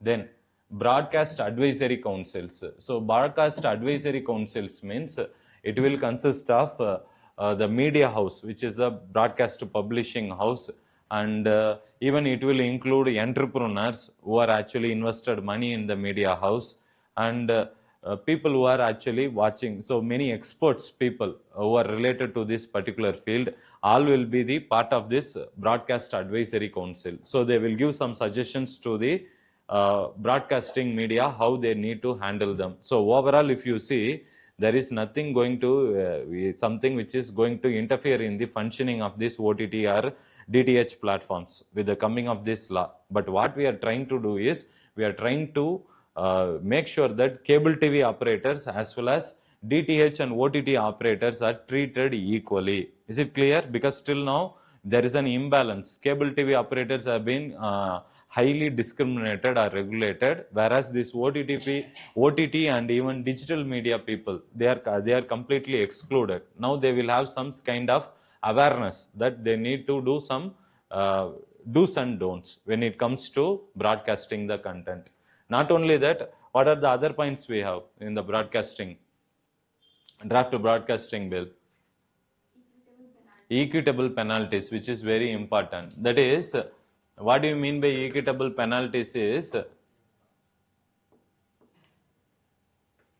that is anybody who is violating the code, they need to be punished. Now, for punishing them, either we can impose fine upon them, or we can warn them, or we can ask them to stop their service for some time, or in the worst case, they will also go for, they can put them in jail. Imprisonment can also be done. So it depends upon the kind of activities and the intensity of the activities which these people, broadcasting service people are doing. Is it clear? So we have punishments which are very strict under the law. But what is one more important is, whenever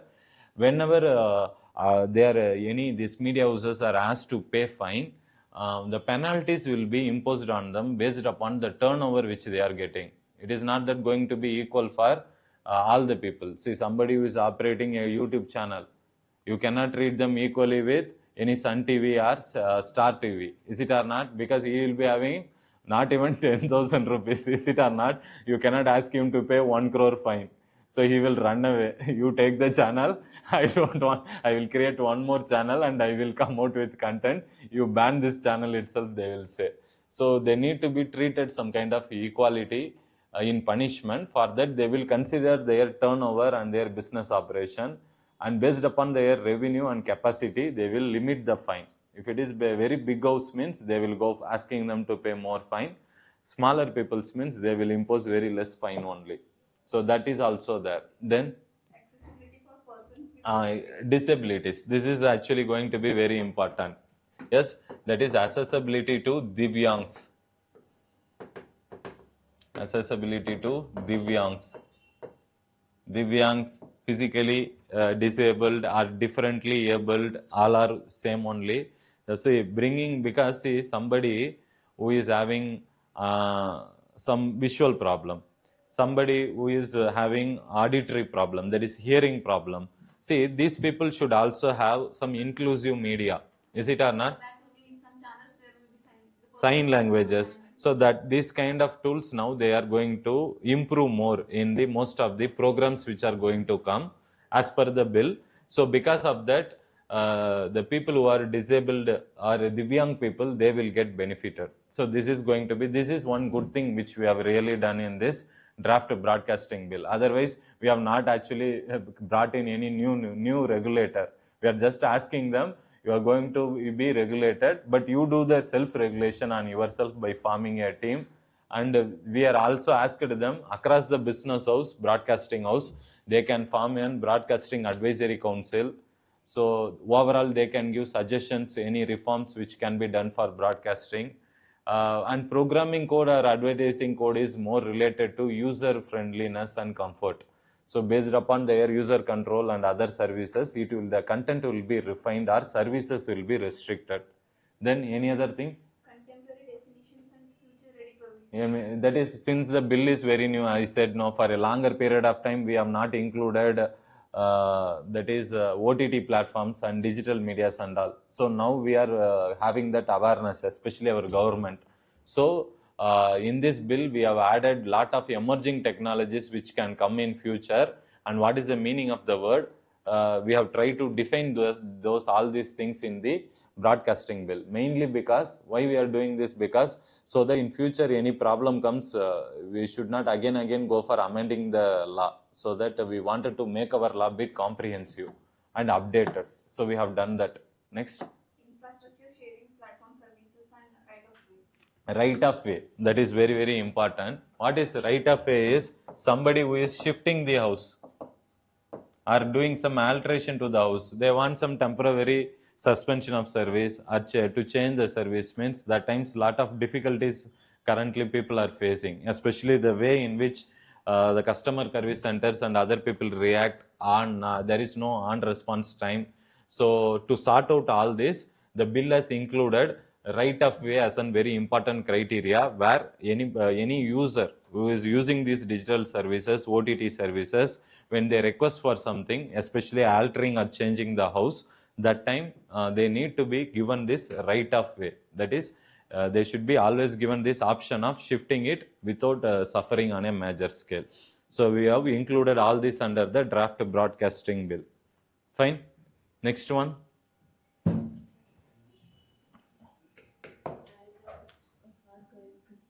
Hard currency. The concept of hard currency. See, hard currency is the currency which is having high degree of trust among the people. Which is the best hard currency as of today in the world is dollar, US dollar. US dollar. That is international currency. So why not that status to India, especially Indian rupee? That's what they are discussing in that. But from examination perspective, you try to know the meaning of the word hard currency, it is enough. And the chances of Indian currency becoming an international currency and all is a very early to discuss as of now, because we need to first improve our India's GDP economic contribution. It is not just improving India's GDP contribution. More than that, we need to have a proper sense of political stability and continuity in our policies. Whatever economic policy we do, Congress government will come out with one policy, means BJP will come and first stop that scheme first of all. The most famous is MNREGA. After the coming up of this BJP government, the amount which is sanctioned for, although they have not stopped the MNREGA scheme, but they started reducing the funds. That is, either they are allotting the same fund without going for any increase. Because MNREGA scheme is one of the successful scheme for reducing poverty in India. Is it or not? So, for any international people or businessman, when they want to do business in India, what they look for is political stability, continuity of the government schemes by different governments. Not only that, even the economic stature of India has to improve. Because if other countries should use rupee, means rupee's value should not suffer too much price difference. That is, if you look at India's today rupee dollar, rupee has become so much depreciated, almost like to 83, 84 rupees now. So I mean, 10 years back, if you see, rupee was around 50 to 60 rupees on an average. So we have to improve our economic competitiveness. That is also required. And what is the problem is, to improve economic competitiveness, we have to do lot of structural changes. What are the structural changes? Like LPG, liberalization, privatization, globalization, such kind of huge reform is required in Indian economy. Some of the reforms which we have done very recently in India is GST. GST is one reform which we have done for indirect taxation. So what is the main thing is, political stability is very important for any economic, any currency to be accepted as international currency. Economically, we should contribute more and our efficiency of the economy should improve. For that, many structural reform policies are required in India. So all these things cannot be done in a very faster manner in India, and the chances of Indian currency becoming international currency is still long way to go. So before that, first we should lift our Indians around 22% out of poverty, and we have to make sure the inflation in India should be kept in control, because that is going to be very crucial indicator.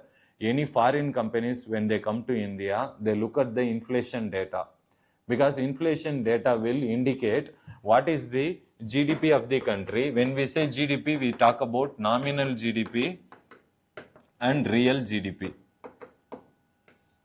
Is it or not? Yes, what is the meaning of nominal GDP? Nominal GDP means what? GDP at current year prices. Real GDP means the GDP which is adjusted to inflation data. Yes, for example, let's take the nominal GDP of India is growing at 11%. Is it clear? And the inflation in India, let's take 6%. It's somewhere around 6.5 or 7 only. So we are trying to keep it as per our monetary policy committee. RBI wants to keep the inflation less than 6%.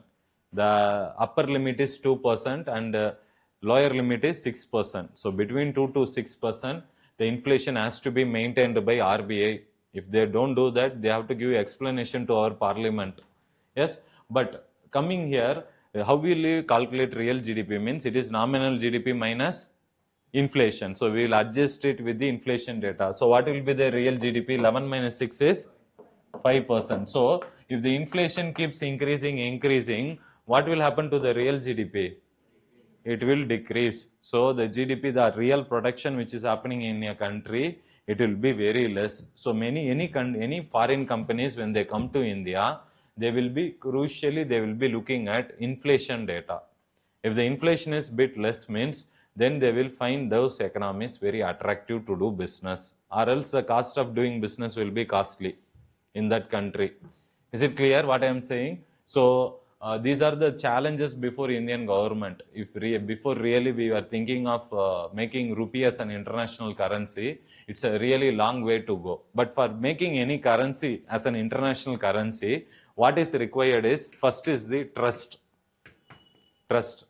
So people should trust the country and their currency, that their economy should for longer period of time should have economic stability should be there, political stability should be there, and there should be structural reform in the country, and the economics efficiency of operating the economy is also improving. And not only that, those countries should have better acceptability. Yes, and then what are the other things they should have? They should accept it, trust it, yes, and then that currency which we are going to use, it should have some proper store value without any, instability. Frequently, if it is volatile, means any currency's value volatile, means then the chances of the trust will usually come down of using that currency. For example, you have a rupee. Is it clear? So rupee's value, if you have today, how much? 84 rupees means you can get $1. Yes? Now, tomorrow suddenly it has become 100 rupees, $1 is. Will you trust rupee? What will you feel? I would have went and yesterday only I would have got the dollar. Today I need to give 100 rupees to get $1. Yesterday it was 84 rupees. Who will trust Indian rupee then? So that volatility has to come down. So for that, the trust and acceptability and the storage value of any currency has to be stable for long time. So as of now, what India is trying to do is we are trying to trade mostly in local currencies. Whenever we have bought oil from Iran, we have went for doing the local currency trade. So we have done it in rupee. And what is the Iranian currency? Ruble. Russia, it is ruble. Yes. So rupee va?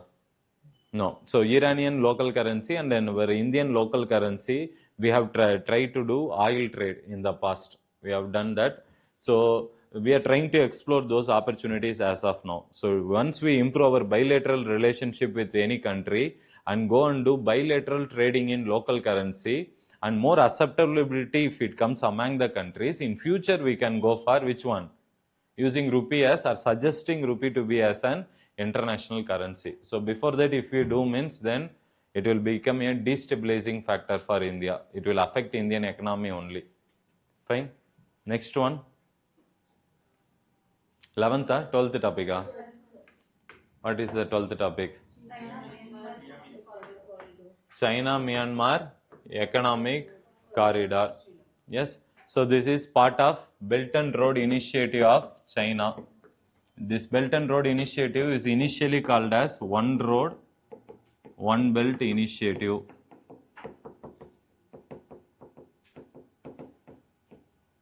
When was this Belt and Road Initiative started? In 2013. Almost this year only they have celebrated the 10th year. Many articles have came in newspapers. Try to read that. We can expect some questions in mains exam. Or prelims, they can ask you the basics of this Belt and Road Initiative. I said already, this Belt and Trade Initiative is the old Silk Route of China, which they were doing silk trade from between China versus which one? Up to Rome they were doing. And China in 2013, they wanted to revive this old Silk Route which was existing. But along with that, what they have done is, they have created two things. One is Silk Road. Another is MSR, that is Maritime Silk Road. So one is Silk Road in the covering the land territory, over the land. Maritime Silk Road is over the ocean. So what they are trying to do in this Belt and Road Initiative, China is trying to construct series of roads, railway lines, ports, and ports infrastructure construction. So we are trying to do all this. That is what China is trying to do. Yes. So go to the map of China. In China, we have a province called as Xi'an province. Go and see. Xi'an. It is here only this Belt and Road Initiative, that is on the land, the Silk Road is starting. It is starting from the Xi'an point. Xi'an. Xian. And it is up to it is going to which one? In Italy, Venice. Go to Italy, Venice. So up to Italy, in the past, China was able to do silk trade. So that is why it is referred as Silk Route. In this same route only, we are trying to cover. China has already, it has constructed many road projects, railway projects along these routes by passing through Moscow also. They are in the meanway, they are trying to reach Moscow and then reach Europe. In Europe, it is also trying to connect up to Northern Europe. That Amsterdam, Rotterdam port is there now. Up to that connectivity is there. Chinese Silk Road Initiative. So overland, it is trying to do this. And coming to ocean, that is Maritime Silk Road Initiative, it is trying to connect the eastern portal cities of China. So by connecting series of ports starting from South China Sea, and then coming to Malacca Strait, and then coming to Indian Ocean region, and then Southern Ocean, and then Atlantic and Pacific Ocean. So it is trying to connect almost the major oceans of the world. That is from East China Sea, South China Sea to almost Indian Ocean region countries. China is trying to develop series of ports along these countries. Yes. So this is referred as Belt and Road Initiative. But what is the problem in Belt and Road Initiative is the Belt and Road Initiative consists of some 6 major components. You don't need to remember all of them. Now the 7th one which they have added is the China-Myanmar Economic Corridor, because here we are trying to connect up to Sri Lanka. In China-Myanmar Economic Corridor, we are extending it to Sri Lanka. So that's why it's in news and we are discussing. Yes, but India has some problems with Belt and Road Initiative of China, especially CPEC corridor. That is CPEC means what? China-Pakistan Economic Corridor. In this corridor, go to China, there is a region called as Xinjiang region. In China, there is a Xinjiang region. Western China, almost near to Pakistan border, there is a territory called, there is a area, bigger area called Xinjiang. That is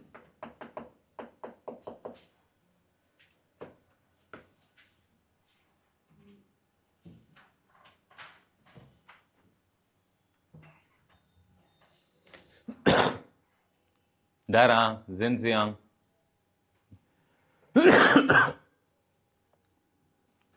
Yes?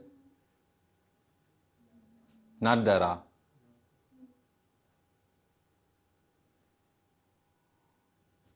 Near Pakistan.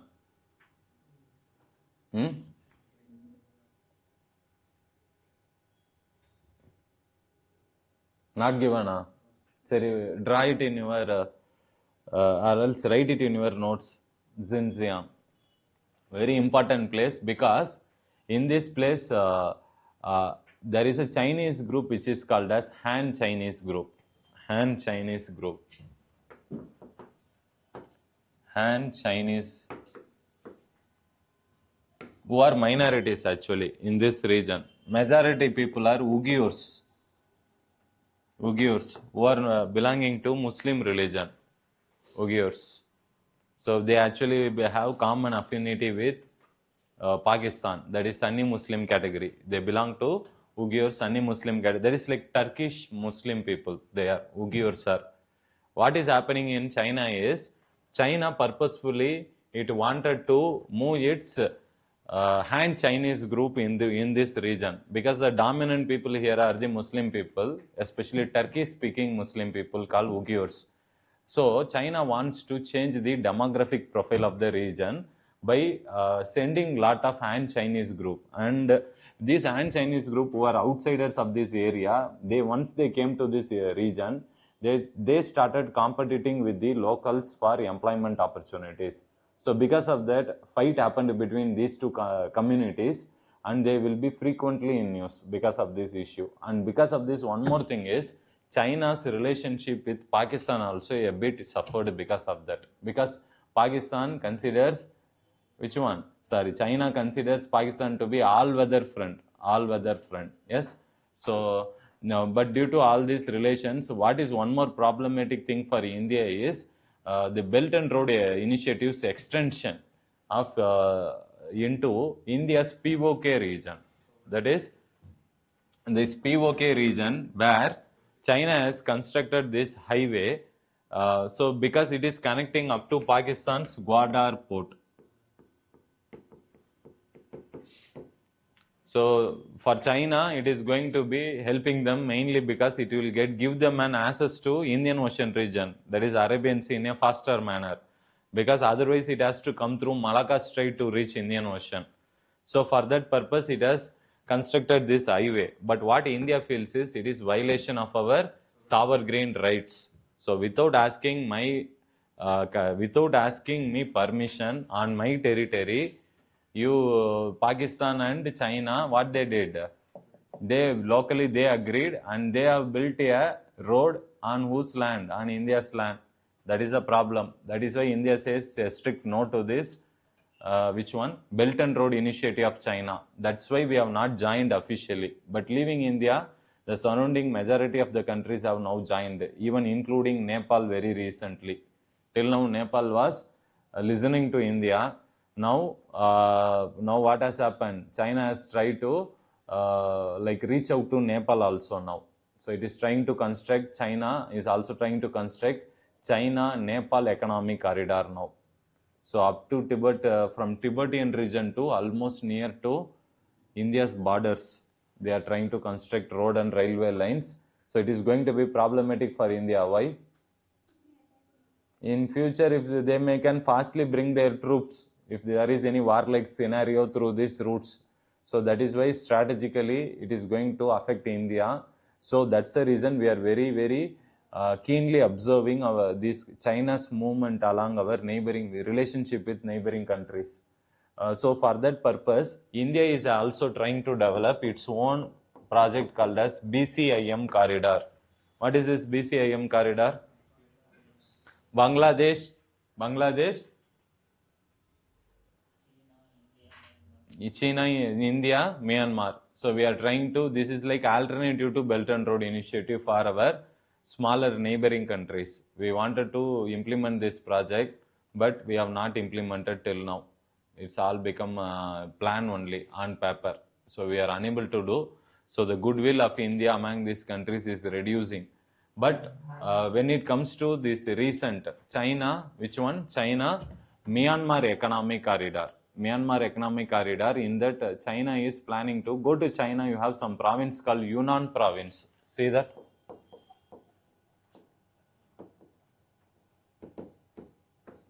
Yunnan province. There are Eastern China, Southeastern China.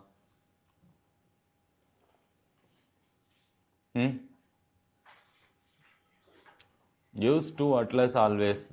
Then that's when you will find places easily. Sometimes Oxford will not be having, sometimes Orion Black Swan will not be having. So either one will be having. So you need to use both. What happened? It's there, Yunnan.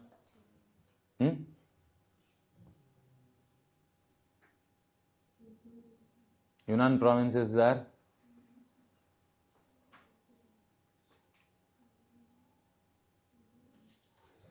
Yes, it's in southeastern China, or else write it in your notes. Yunnan, Y-U-N-A-N, Yunnan.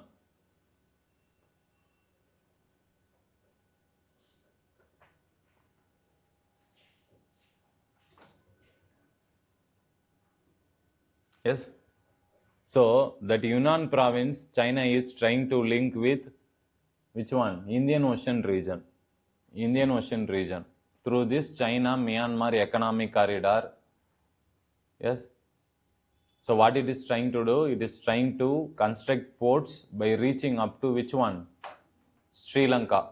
So already China has done that in its string of pearls policy. Hambantota port is there. Yes, that is in Chinese control. China was only trying to start, that is Colombo. Another port is Colombo. Hambantota, Colombo. These ports and all China only is trying to develop for Sri Lanka. So they are trying to encircle India by coming very near to Indian Ocean region, near to India's land boundary. So not only that, in the Indian Ocean region, you also have Cocos Island. Go to Andaman Nicobar. Andaman Nicobar, bit north of Andaman Nicobar, you have a small island called Cocos Island. That is part of Myanmar. That Cocos Island is also constructed by China. It's also planning to construct that, and its naval facility over there. Now what is the problem is, now China's submarines will try to come and they will try to place it near Cocos Island, which is very near to Indian lands, especially which one? Near our Andhra and all, they can easily monitor from which region? From Cocos Island. Can you observe Cocos Island? North of Andaman Nicobar, you have small group of islands called Cocos. C-O-C-O-S. There are.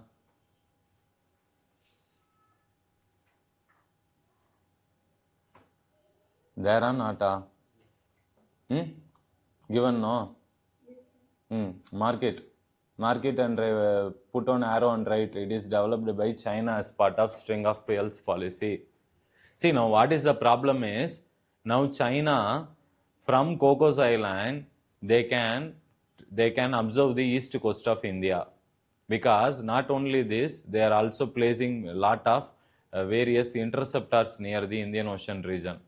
Now this, through these interceptors and sensors, they will track the movement of Indian ships. Any ships which is going in Indian Ocean region, no? So what we are doing, what we are taking from which country, what we are trading, which country we are doing naval activities, training, all this will be closely monitored by China now, by standing at where? Cocos Island. Not only that, they may also have an eye upon our ISRO satellite launching center. Where it is? East Costa, West Costa? East Coast, Sriharikota. So they can observe the rocket launching center Sriharikota from Cocos Island. So they may try to some sensitive and privacy information of our satellites can be closely monitored by China from this island. So not only that, even our DRDO, that is Wheeler, that APJ Abdul Kalam Island will be there. See there? In Odisha, to the east of Odisha, you have some island called APJ Abdul Kalam Island. Yes? From that island only, we will be doing our missile test. Now China can observe both these places, both DRDO defense and satellite ISRO satellite launching centers are very sensitive segment. If it is intercepted by China, then our security of our country is at stake. So India is bothered about all this. So that is the reason India is trying to counter the Chinese string of pearls policy through its garland strategy, necklace of diamond strategy or garland strategy. We are also trying to encircle China now. So by that is, since they are developing a port in Gwadar, we are trying to develop a port in where? Iran, Chabahar. So we are trying to circle them. Wherever they are trying to circle us, we are going and forming a larger circle. By not only we are trying to circle in Indian Ocean region, India is also trying to develop closer relation with Central Asian countries. That is Kazakhstan, Tajikistan, Uzbekistan, Turkmenistan, even including Mongolia. We are trying to develop a goodwill relationship with those countries, so that we are trying to also encircle China in the land borders. So we are trying to do, so we have to wait and see. But China is able to do, because it is sitting with lot of money. It is now the world's manufacturing hub of the world, and it is having lot of money, so that it is trying to fund the countries. So because of that, many countries, it is going and giving the loan to the country. I will construct road, you pay the money later. Now what is problem with this Belt and Road Initiative is debt trap diplomacy. Many countries, including India, complain that only. Because what has happened in Sri Lanka 2 years back is, because of Chinese these loans only, what has happened? Sri Lanka was unable to pay for the loan money, interest money itself. By paying that interest money, they went and borrowed from international institutions. That is referred as debt trap. Suppose you borrow some $100 million, you need to pay some $1 million as interest rate. Now, to pay that interest rate, China, that is Sri Lanka, went and borrowed from another international organization. So in such a pathetic state, Sri Lanka was forced, and it landed in economic crisis. That's just last year. So before recovering fully, now again it is going and land up in another problem now. So they are not learning from their lessons. India is trying to teach them. Don't be with them. Don't go and participate in this Belt and Road Initiative. They will say that they will construct road and ports, but they will bring, what is the one beautiful thing with China is, when China is doing any road construction in any country means, Indians and all, what we will do? We will go to do some road project in suppose Sri Lanka. We will go there. We will take our company people, missionaries, other people. But laborers whom we are taking, no, we will be taking from locally only. But China, what they will do is, laborers also they will bring from their own country only. So when they do any road project, these people will not even get any employment also. So that is why India is warning these people. So don't deal with them. If you borrow from them, tomorrow they will make you to again go and beg with any other country only to pay the loan interest rate. So they need to understand that. Now next one. Huh? Gamma ray burst.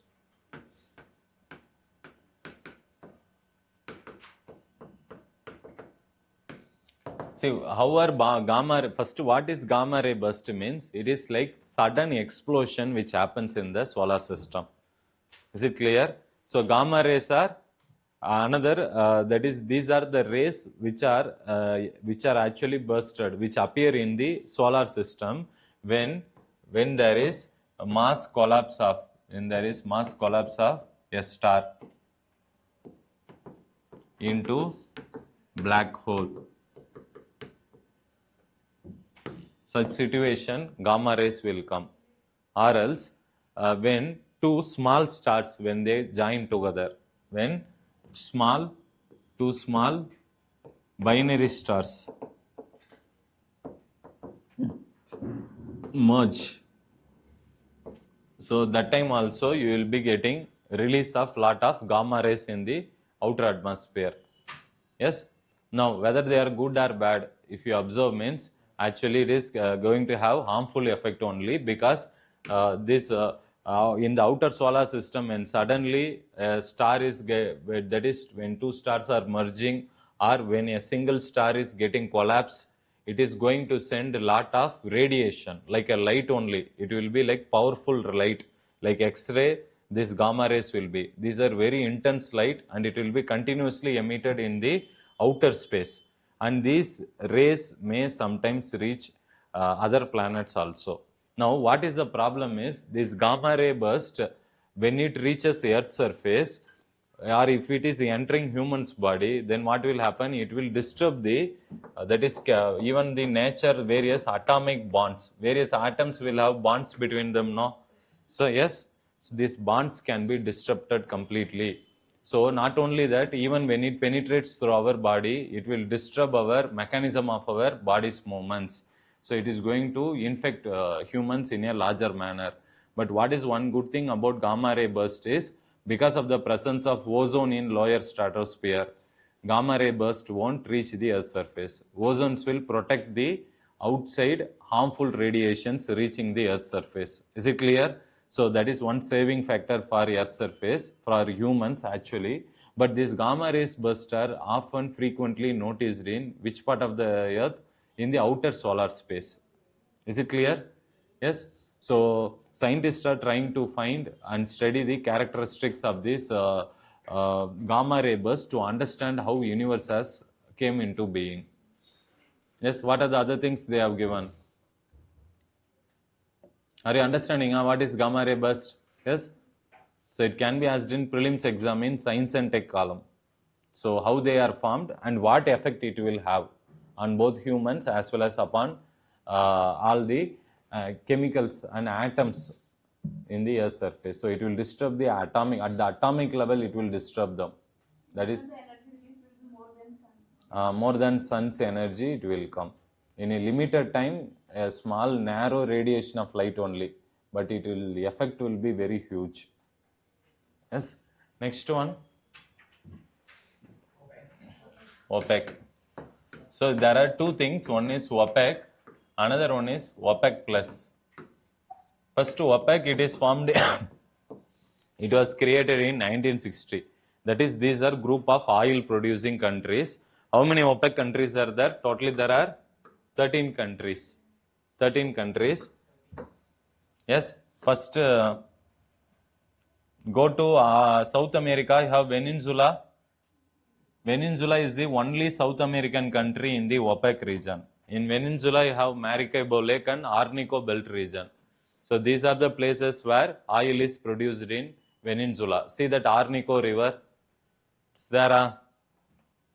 Venezuela. Venezuela is the only South American country to be part of OPEC.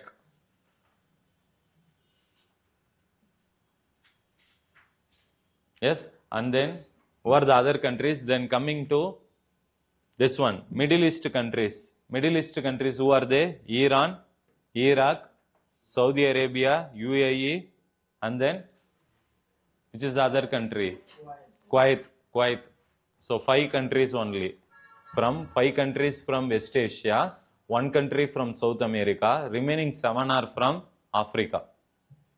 Remaining 7 countries are from Africa. Yes, in Africa, who are they? Algeria, Libya, and then you have Nigeria, yes, then you have Angola, then you have Democratic Republic of Congo, yes. So 2, 3, 5, and then which are the other 2 countries? Equatorial Guinea and Gabon. Equatorial Guinea and Gabon. So totally in Africa 7, South America 1, and Middle East countries 5. So totally 13 countries. Kindly try to remember, because this is very, very important. OPEC countries, because its headquarters is in which country? Austria, that is in Vienna. Its headquartered is in Vienna. So these are the leading oil producing countries of the world. OPEC countries. Yes, written 13 countries. Now, OPEC plus countries means OPEC plus countries are these are the countries who are other small oil producing countries in the world. See, what happened is this OPEC plus as an organization was created in 2016. Why they have created means OPEC countries are the large oil producing countries, but there are small minor countries who also produce oil, but they were not part of which one? OPEC. So they wanted to include them also in decision making. What decision they will make is this OPEC plus countries, they all will, that is OPEC or OPEC plus, they will, all oil producing countries, they will sit together and they will decide for the coming year whether we will go for increase the oil production or decrease the oil production. Now this year update is, this year meeting, they have planned to cut down the oil production. So internationally oil price is going to increase. Already we are experiencing Russia-Ukraine war. So it is going to affect many countries including India, because we are completely dependent on oil for through imports only. We are domestically not producing, and even our oil reserves in India are very, very less. So it is going to affect India very economically. So we have to wait and see. Now this OPEC plus countries, it includes some 10, that is it includes OPEC plus another 10 countries. That is overall it includes 23 countries, because OPEC is 13 and OPEC plus it includes OPEC 13 countries plus 10 more countries. Who are the 10 countries? You have, that is you have Russia,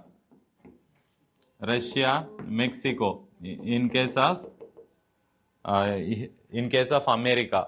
Yes, Russia, Mexico. Then Central Asia you have Kazakhstan, and then Azerbaijan. Then you have Oman and Bahrain. In West Asia you have Oman and Bahrain. Yes, then you have Malaysia and Brunei. And then you have South Sudan and Sudan. So these are the 10 countries. Kindly try to remember. This can again be asked. OPEC and OPEC plus. So totally these 23 countries, try to remember. Yes, the main thing is that reduction in oil trade is going to surely this year increase the oil price, and it will increase the import bill of India without doubt. And in turn, India will again going to suffer lot of inflation, and international investors are going to fly away from India. That's what is going to happen. So we have to find out better alternative technologies to energy production. We have to move away from fossil fuels and start using more which one? Renewables in our energy production. So the time is moving away. So India has to plan it. That's why we are also coming out with International Solar Alliance, and then the usage of more electric vehicles in India. We are promoting it, but it is not going to solve India's problem immediately. Is it clear? Because it takes time, and even whatever the basic raw material for solar industry, it is silicon, which is not available in India. Even when you go to electric vehicles, the raw material is sulfur, lithium, which is again not in India. We need to import from other countries. So immediately transiting to renewable energy will take time for India to benefit. Next one. CARA, that is Central Adoption Resource Authority. Central Adoption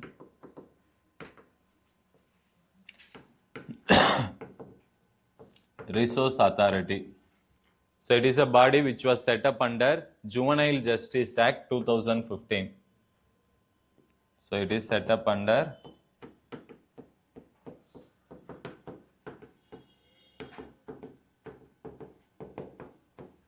Juvenile Justice Act. What is the year? 2015. Under this only, this CARA. What is CARA? See, there is a category called as OAS category. Children who are orphaned, children who are abandoned, and then children who are surrendered category. See, any children who is in child care institutions, yes, that children can be an orphanage children, or parents who have abandoned them. Parents will be there, but they have abandoned their kids. Yes, and then third category is some of the people who voluntarily come and surrender and go. So all these children who are actually, they have taken care, they are actually admitted in which one? Child care institutions.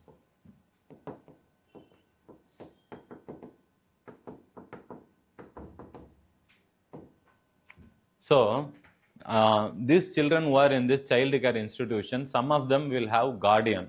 Is it or not? Yes, who have at least who have came and voluntarily surrendered the children. Now, those guardians who are having the problems of drug abuse, alcohol abuse, or just abusing the children verbally, those people are actually unfit for guardianship. They are unfit for guardianship. This is actually given by a Supreme Court judgment recently. Who are unfit for guardianship means those who are engaging in drug abuse, alcohol abuse, or abusing the children. And not only that, even those guardians who has not visited the children continuously for last 1 year. They are not visited means then Supreme Court is telling that those children can be they can be which one? They can be given for adoption by others.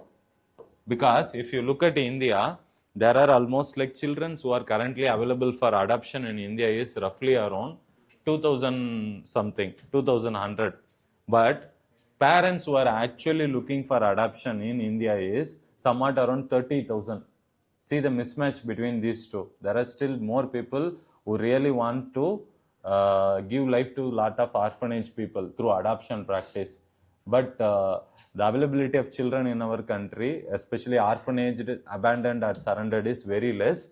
So there can be a chance of high, which one? Irregularities which can happen. People who have more money or more power, they may try to misuse the system. Is it or not? So because of the huge demand on the other side. So there is a need for proper regulation. So central government has tried to create a portal called as CARINGS, that is Child Adoption Resource Information Ground System. See that? CARINGS. Guidance system, information guidance system. This is an online portal. See, anybody who wants to adopt children in India, what they have to do is they have to go and register in that portal. In that, children also who are available for adoption, their details will be shared in this portal only. It's an online portal because we wanted to be transparent in adoption process because of the huge mismatch in the system. Yes. So this is what they are discussing. Any other points?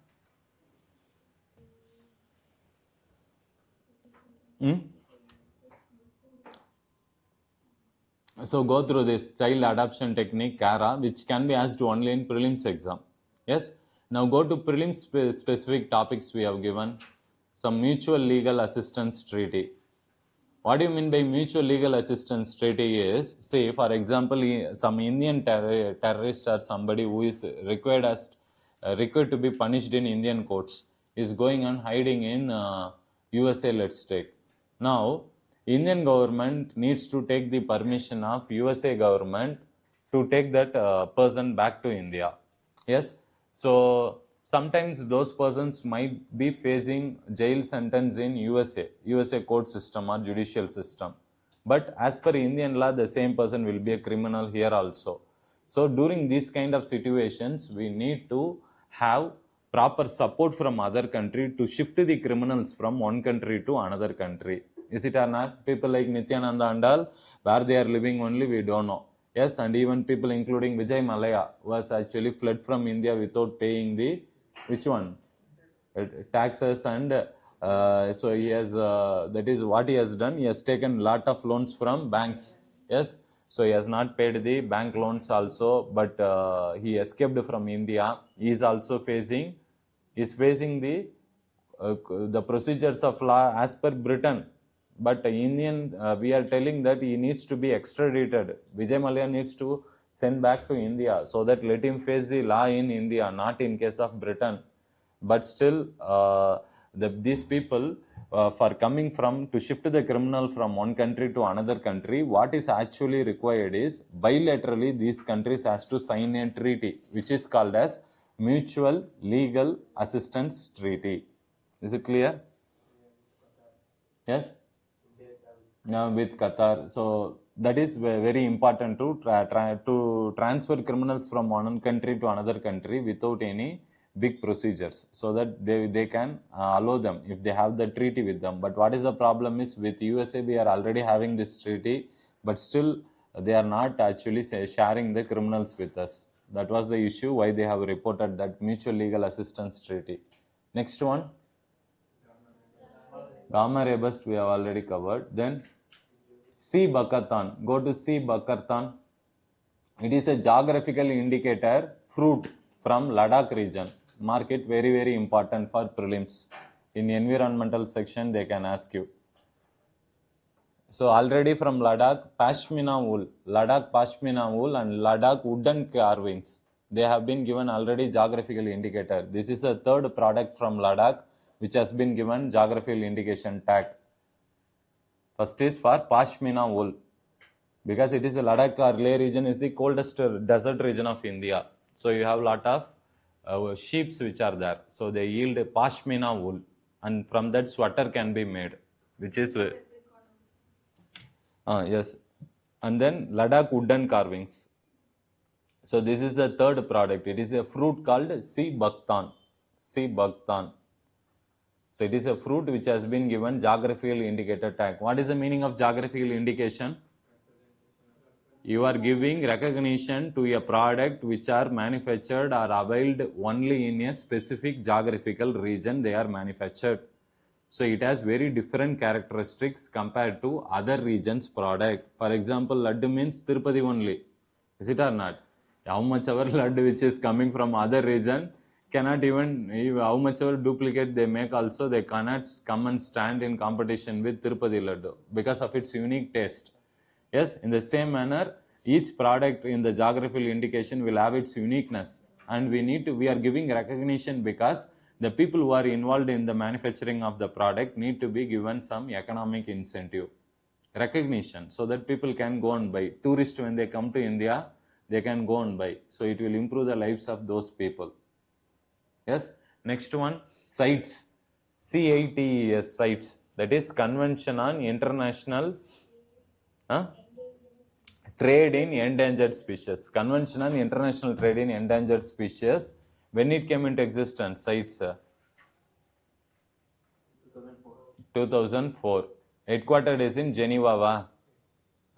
CITES headquarters. They are not given. Yes. See, what is CITES? Geneva only, market. And CITES, what it is famous for is, some endangered plants and animals. Whenever we are trading from one country to another country, we have to make sure that because of this trading, that animal life will be completely, it will be extinct. Such kind of animal we should not trade. Those animals which are in plenty, we can shift between countries through trade activity. This understanding was reached in CITES Convention. And India is also one of the participants of CITES. And what is the problem in CITES is, the decisions which are taken in CITES, it is going to have legally binding effect. Kindly write it, very, very important. Legally binding effect. That means what? If you don't follow, then you are responsible. They can take punishments on you. They can give punishment. Yes. So we need to come out with and follow the outcomes of this meeting. That is what it is. Sites is very important. And some of the things which they have discussed in the sites meeting this year is on red sanders. Where are red sanders available? Andhra Pradesh border. That is in Sasachalam Hills. Yes. Pushpa film, no? Sasachalam forest range only. Yes. So it belongs to tropical dry forest category. Kindly write it. Very important. Already in UPSC prelims, they have asked a question on this. That is tropical dry forest category.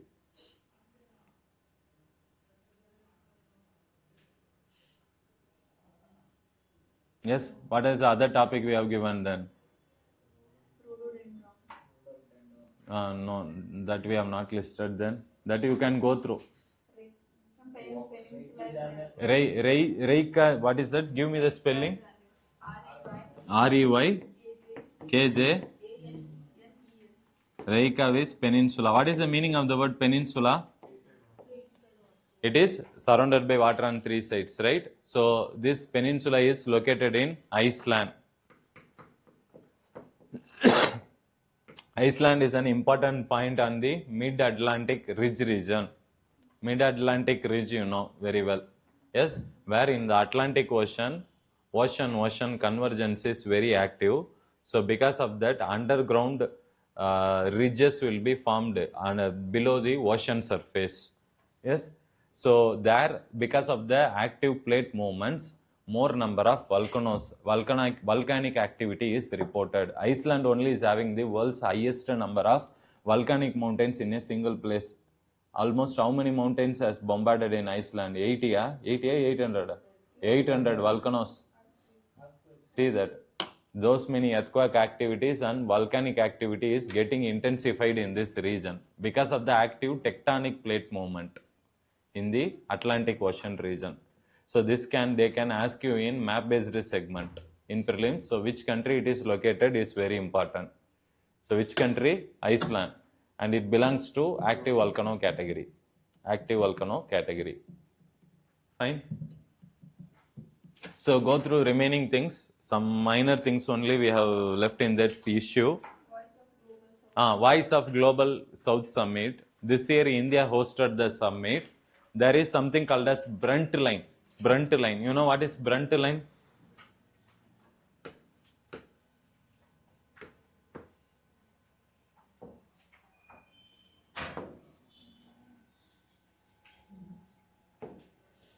That is Latin American countries to the south, and then here Africa,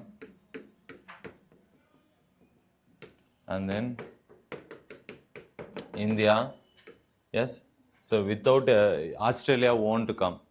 They have given the diagram now. Yes. So that is, what is this line? Brunt line. So these countries which are referred, which will not come under the category of developed countries category. They will either come under developing, less developing, or least developed countries. So these are referred as global south countries. That is, the concept is Brunt line. Yes. So this Voice of Global South Summit is the meeting of all these global south countries. This year, this meeting was hosted by India. Yes. And what are the other things they have mentioned?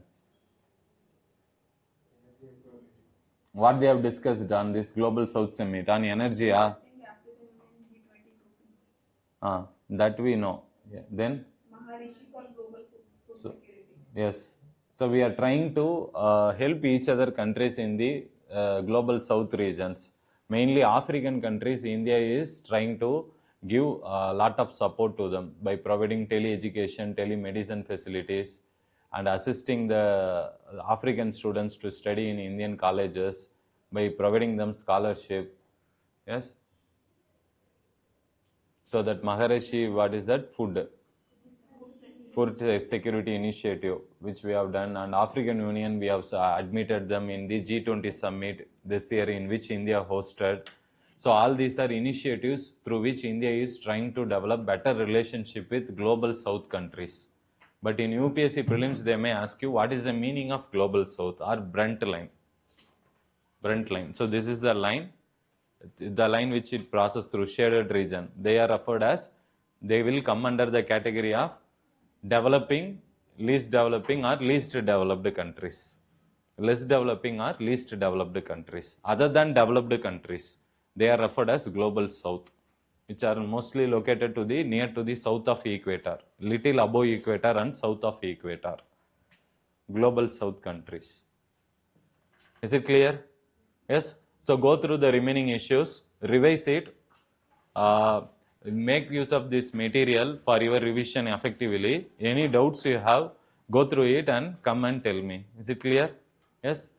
Fine. So we'll meet then again in another current affairs class next week. Yes? Any doubts you have? Are you able to understand? We went fast or slower? Okay, no? Okay, fine. So we'll do in the same manner next week. More issues we'll try to cover then. Yes? Thank you.